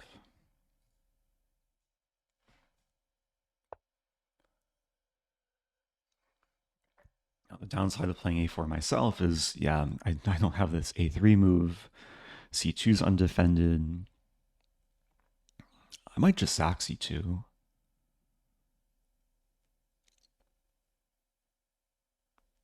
And c3 walks into this. Bishop d1 looks too passive. I'm just going to sack.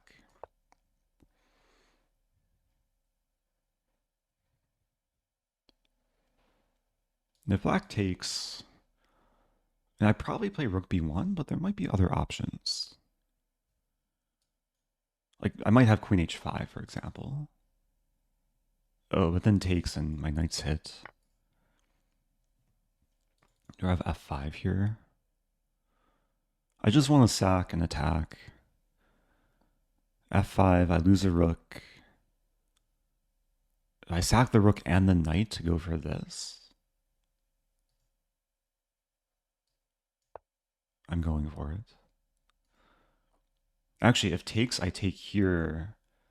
Black can't take because I take with a fork. The rook supports f7. I win the rook on g8 and make a new queen. And if takes takes, I'm threatening mate in 1. Knight is pinned, so it can't take on e5. Things are getting spicy. I'm down a pawn, but I got my break in. King's in the center. This king is quite safe.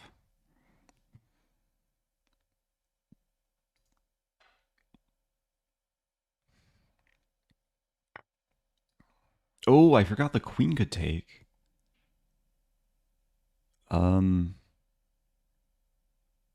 This might be problematic. I might have to just take. I completely forgot queen e6 is playable. Do I sack a bishop? Bishop e3 to deflect the queen? Bishop's not doing much. I sack and then take? There's no way that's good, though. But maybe? No, then e5 hangs. I think I just take back. Okay. Not what I originally intended. But it's still spicy. I have a bishop for rook and pawn. Yeah, this was just a blind spot. We might see black take and then go for this. Queenside casting also playable. Yeah, now this pawn's in danger. I mean, I have bishop f4 here, which I think I have to go for. And there's still pressure. Minor pieces are still, like, actually more effective than the rooks. It's just if black survives until the endgame, then the rooks become powerful. And the knight will hopefully come back into play, along with this rook.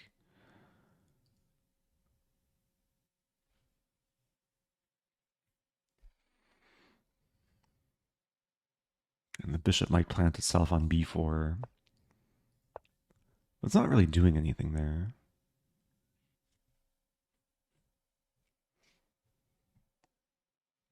Some alignments.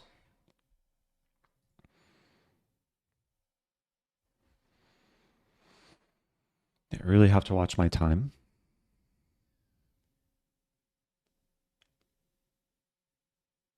Take. I mean, a5 might be vulnerable. So bishop e4 could make sense to just reinforce a5.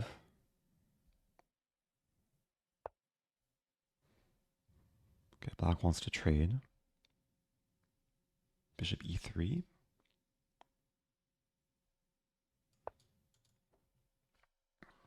Knight is pinned. Queen c7. Queen c7, I can still pin the knight.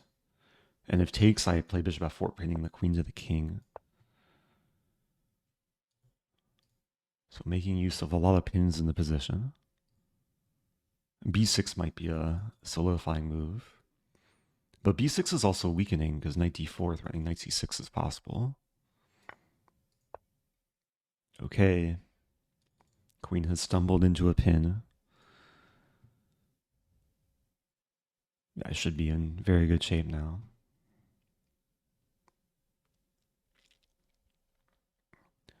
Yeah, I think after rook c1, it was kind of a difficult position for black to find a move and not blunder. And this is probably the best try. I'm just realizing it's really not over. Like after this move, is it really that bad for black? Because if this move, I think I'd have to take the queen. Black takes back with check, I move, I lose a knight. Black would have rook, knight, and 2 pawns for the queen. Yeah, this was not losing at all for black. We'll see what the engine says. Black is still better. My opponent resigned in a better position. Oh, they could have taken. And then bishop d6. I lose back the queen. Wow. Yeah, there were multiple moves for black to be totally fine. But bishop d6 also first. It doesn't win my queen, but it wins enough material for the position to be totally fine. I think what happened, though, is my opponent was so stunned by the fact that this was missed. They threw in the towel, not realizing that the towel did not need to be thrown. Okay, I gained a rating point. So if we go back, I was better earlier. I just got a little bit over ambitious. Okay, f5 here. I considered f5 in other positions, but wow, is it really that strong? Because takes. I guess it is. If knight takes e5, wow. Look at what I missed. So I think like maybe I just didn't consider f5 because this comes with tempo and I lose a pawn. But white can sack the queen, and after takes here, I either win back the queen, but even better, how is this forced mate? Bishop takes g4. Black can escape mate. I'm threatening bishop g5 with mate in 1. Maybe there's even cases where I can under promote to a knight. Bishop g5 is still mate in 1. Yeah, this would have been a cool line. Okay. Moving on. Not the cleanest games today, but definitely some fun games. So trying to recover a little bit of rating. 28 minutes to go.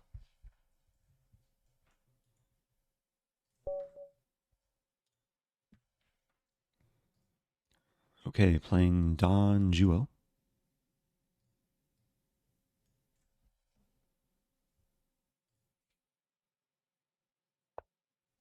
We have an English opening. I'm not sure what to play against English. I'll play e5. I usually like to play e6, but this is a bit more ambitious. Control more space, avoiding any like d4 transpositions.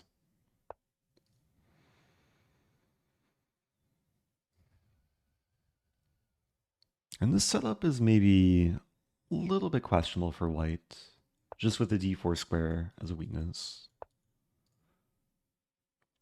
But it should still probably be playable for white.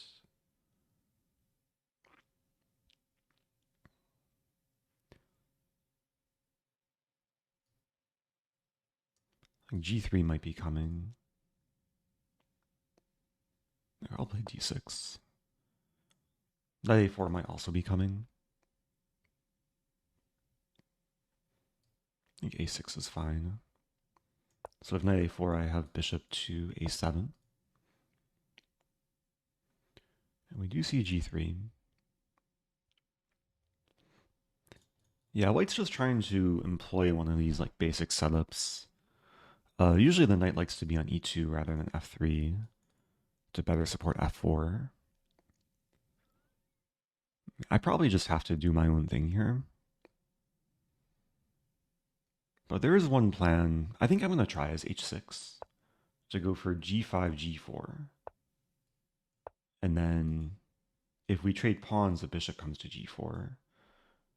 And if the bishop comes to g4 and my knight comes to d4, and then it could be a little bit troublesome for white.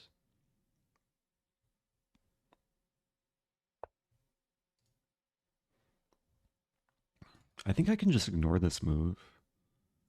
g4.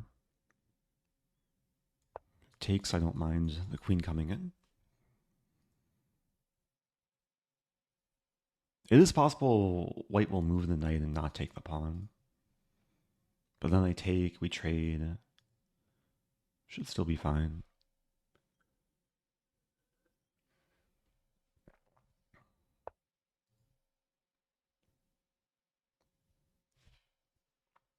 I could take, and then play this and say, oh no, my knight.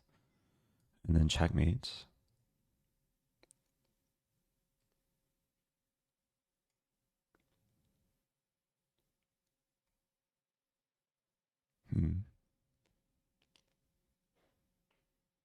I think I'd rather take... Yeah, actually, let's go for this. Takes and then queen f6.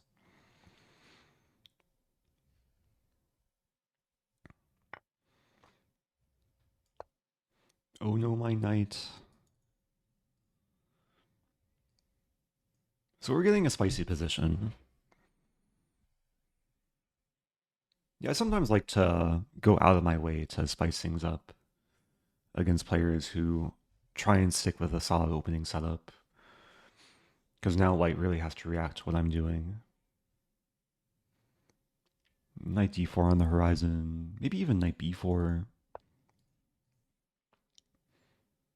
But knight d4 hits the queen. And there's some juicy tactics here. Like, the queen is already in trouble. The queen d2? First of all, queen e3, I have the triple discovered fork. If queen d2, I have the pork. Bishop b4 combining the pin. And if queen takes b4, it's a fork. So that worked out nicely.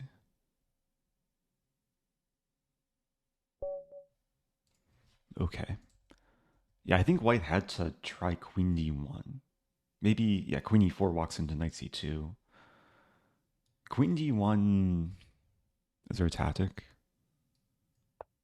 Oh, knight b3, threatening mate and threatening the rook. Okay, let's keep it going. 23 minutes left. Yeah, I'm pretty much out of coffee. A little bit left. I have to transition to my, what used to be ice water is now just water. So I'm black again.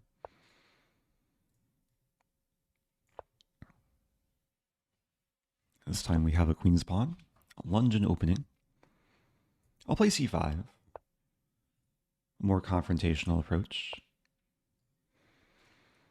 And knight c6. So there's a few moves I can play here. Probably 3 moves. I can take. I can play knight f6. Or I can play queen b6. I'll go for queen b6. This is a move I usually play in a slightly different position with inclusion of knight f6 and f3. In this position, there's some interesting differences, which might become relevant. They are relevant if we see queen c2, but we don't. If I remember after the game, I can maybe do some opening deep dive, show what I would have played if queen c2. I think I have to play e6 here. If I take, I lose a c-pawn. This should be okay.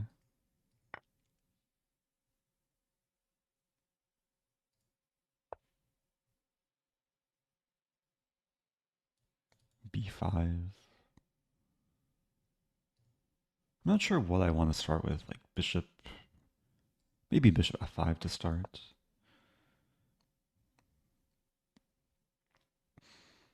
I mean, the middle game plan is to eventually go for b5, b4. I'm not sure if I want to start with this move. Maybe I do. Just develop first and pawn storm later. Yeah, castling queenside would probably be one of the worst moves for white in the position. Hanging a2. This is interesting. Knight h5. I'm not sure if it accomplishes much, though. Like, white has the same resource. I'll just play this. Yeah, I've been delaying b5. I've developed all my minor pieces. Not entirely clear what white's going to do in this middle game. Like b3, I think, weakens white's queen side more than it helps. Can always play b5 to reinforce. We do see knight h4. Yeah, maybe I should have thrown in h6 earlier. I'm a little bit curious about this move, but I think I'll just move back.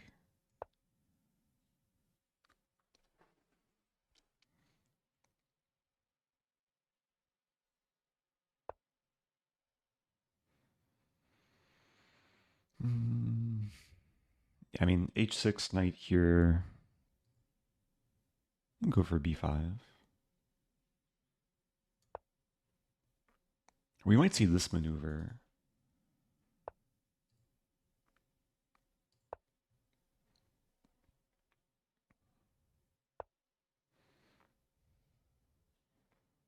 I probably just want to move back now. So I kind of lost a tempo moving back and forth, but white also lost a tempo moving back and forth. So I think it just cancels out. And rook e8 looks standard. I don't mind the trade. Like if takes takes, I have a pawn diamond. Maybe will earn me a Rosen trophy. And this structure is actually very reminiscent of the very first game we played in the team chess battle, me and Nemo taking on Danny Wrench and John Bartholomew. We had nearly an identical structure. And I do like generally enjoy these positions from the backside. Okay, bishop h7. And one of the main plans is to eventually maneuver this knight to d7, b6, a4, and target b2, which might be hard to do. to first trade. I could take 97.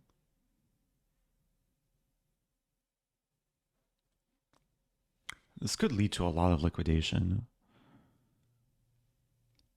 I think it's good for black. Takes, 97, takes, e5 is weak. If f4,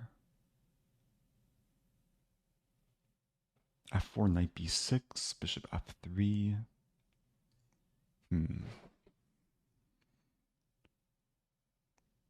There's also knight e4.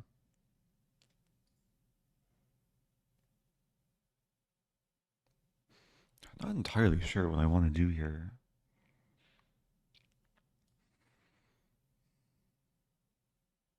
Knight e4 is interesting. If we trade bishops, and I'm ready to double on the e-file.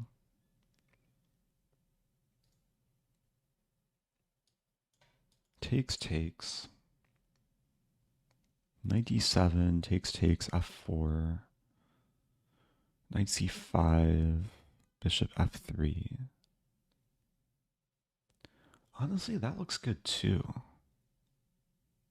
I'm gonna go for this. This is a little bit more forcing. White has to take, I move here. I'm going for this because the prospect of knight c5 looks really nice. I think f4 has to be played here. There's maybe an attempt bishop f3 to counterattack. But then I take, rook d8, and the bishop and knight are skewered.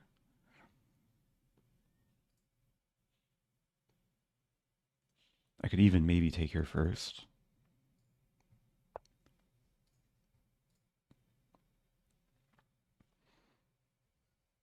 Yeah, so in this position, knight c5. This is what I saw from a distance.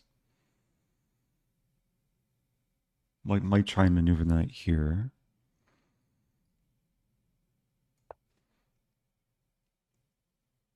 But there's so many juicy squares on the queen side. Like knight a4, hitting the pawn, d3 for the bishop or knight.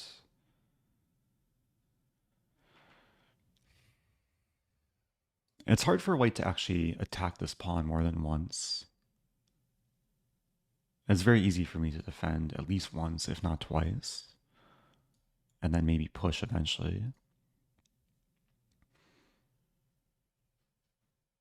Like a rook coming to d1 is very often met with a minor piece coming to d3. I guess knight d4 will attack b5. Yeah, it's still tricky. I might just end up sacking b5. There's a resource here which just came to mind. Rook a6 to g6. And harass a white king. Let's go for it. This is a one piece not doing that much. I guess this rook isn't doing much either. So if I check, where's the king going? King f1? I don't think I need to defend the pawn. Maybe I do. King f1, rook goes here.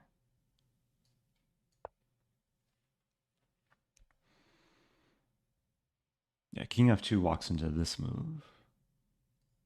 Also, king h1 walks into this move, threatening mate. So I think this... I was going to say, I think king f1 was most expected. King h1 is a pleasant surprise.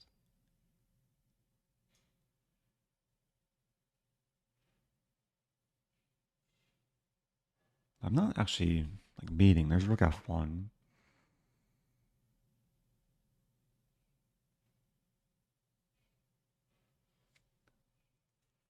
f6 comes to mind. I want to move the rook and threaten bishop e4. Or I just want to use my jump spell and play bishop e4.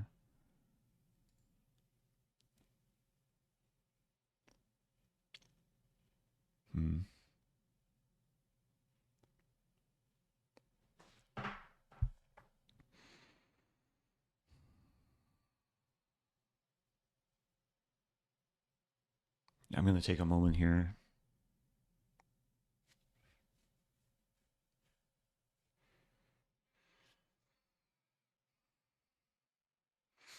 Okay, I'm thinking the path forward is knight e4, rook f1, f6.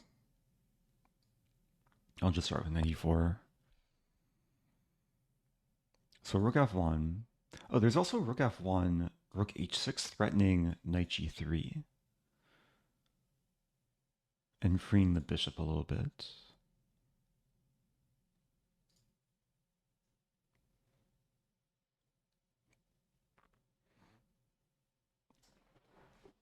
I was not expecting to be trying to attack on the king side in this game. Like, I thought all my focus would be on the queen side in the middle game.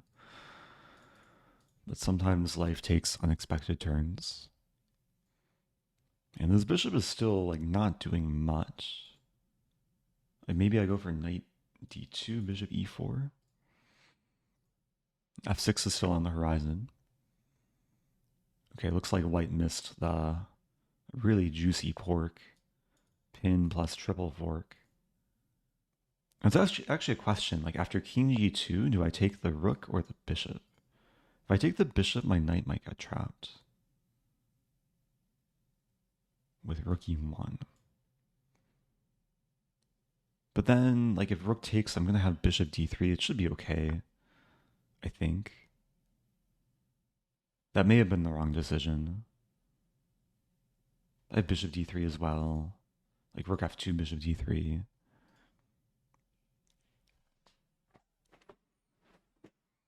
I feel like there's going to be more tactics, just with so much pressure. In this case, we could just trade. I'll throw in bishop e4. King here is met with this. Or this, even.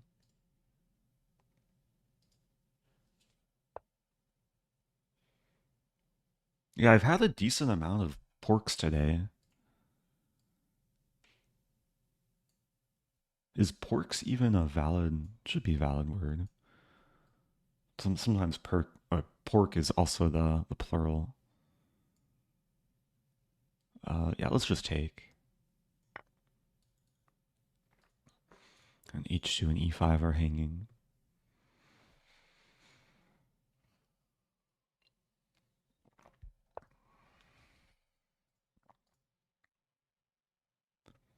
I mean, I have a fork.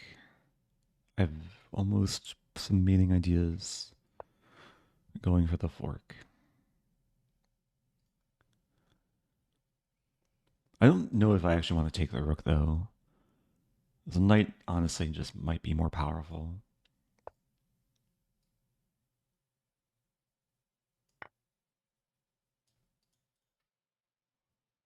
Yeah, king d1, knight takes b2. Very close to mating.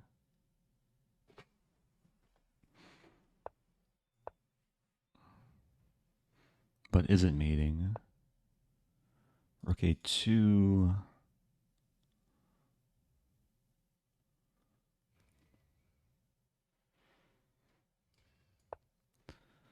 I want to play bishop h5. Which would then force a piece to e2. And then I can take here.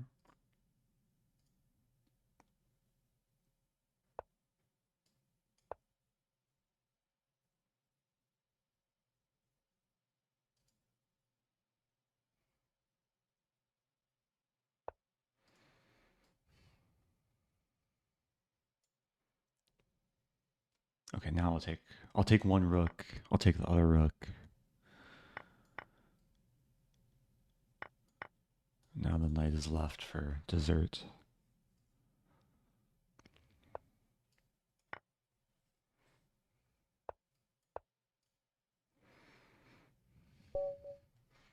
Okay, nice finish. Cleaned up all the pieces. Interesting middle game though. Typical strategy for this London position.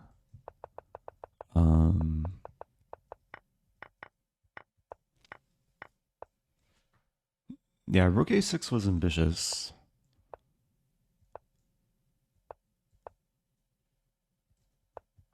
Engine approves.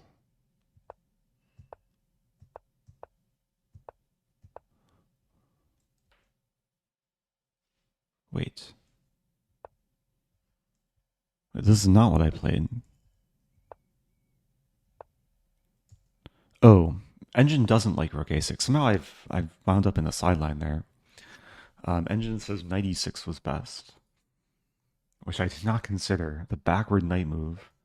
I was more focused on moving forward. But f4 is weak. f4 can't be defended. Wow. Type of move, if I consider it even for a moment, I would play it. But I just didn't consider it.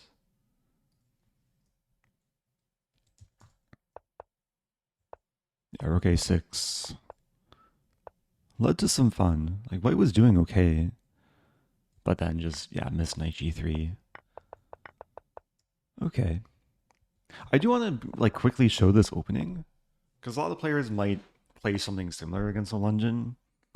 And this is one of these lines that go very, like, deep in theory. It's been a while since I've caught a stream. Not coincidentally, I also haven't won a chess game since. Oh. Gwomp. Gwomp. Welcome back, Cake June. Hopefully your luck will turn around for the best. So, yeah, if you're just joining, I've been playing the daily Rapid Arena, having some fun games. This game I played one of the more combative lines against London. And, yeah, queen b3 is the most popular move here. And after c4, the main move is queen c2 among master level players. And if my opponent were to play this move, then I was going to play something really spicy. But I should start by saying that there's been a good number of master level games which feature bishop f5, which I would not play. And bishop f5 is a very typical idea in these sort of positions where after takes, it can very often be good for black because even though black lost a bishop, the rook is going to be a goner on a1, and black's winning material. The thing about this line is white's actually better here. And this is a trap that I think years ago, like a lot of grandmasters were falling for. And eventually they realized that, yeah, the engine just likes white because white can take on d5, sack the rook, and play queen b5. And now the queen on a1 is stuck. This is attacked. This is attacked. Both pawns are hanging. And white's just much better. Yeah, like plus 1.5 better, approximately. So this is one of these opening traps that high-level players can fall for, not realizing that there's some big difference in the move order. Like if knight f6 and knight f3 were included, then the bishop just can't be taken because d5 is defended. So this brings us back to this position after queen c2. If my opponent were to play this, I was not going to play bishop f5. I would play e5. The idea being I chuck a pawn, I provoke this move, and then I play bishop f5. And now white can't take the bishop because there's no queen takes g5. I would win the rook, and white doesn't have the same counterplay. So yeah, this is like the start of the theory after pawn takes pawn, bishop f5, where he has to play queen c1, and then I would play g5. And it's not the most common line in the London, but it's a super fun line. And the idea here is if bishop takes g5, maybe we can see Lichess database, and black can take and then get good control over the square. And if bishop g3, then yeah, h5 or bishop g7, usually a combination of these moves. Very often black can win back the pawn. So hopefully this gives some insight into a rare and aggressive line against the London. You can really only do it against this move order with early bishop f4 and white delaying knight f3, basically. Do you think your streams give away your prep? Yes, but that's sometimes the point, is to just share my prep with those who are less knowledgeable, so everyone can be enlightened. Thank you, Yasar Yavuza Zakbas. Prime sub for 2 months. Queen was stuck, but what about a2? So in the line after this takes here, takes here. Oops, no. Oh, that's true. a2 is arguably hanging here, but not really, because then queen b7. And white's threatening to take both things with check. And actually, like, the main move for black is to castle, because black has to defend b7. So castling is played, and then bishop takes c4, and now a2 is defended. I think the simple plan for white is just to, like, castle and then trap the queen. Probably knight e2 to overdefend c3. So hopefully that makes sense. Thanks for all the free prep. I will beat you now if I play you. 1500 Lichess rating. Yeah, someday we'll play. Thank you, Jack Tiggs. It is a risk giving away prep, because then potential opponents could prepare for me and find holes in my opening lines. I'm using a Shore not a Shore MV7, not the SM7B. Someday I do want to upgrade, but I think, like, upgrading would require some other accessories, which I have to do some research about. The MV7 is just a simple USB mic, but still decent quality. Oh, Pia Kramling against Anna Zatansky, and black won. So Zatansky fell for the trap.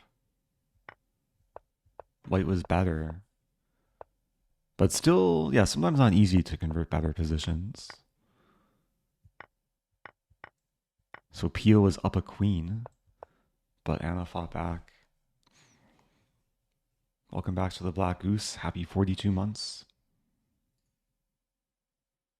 Was this a correspondence game? What game was this? Oh, this is Beijing. Beijing Blitz. You can see info here.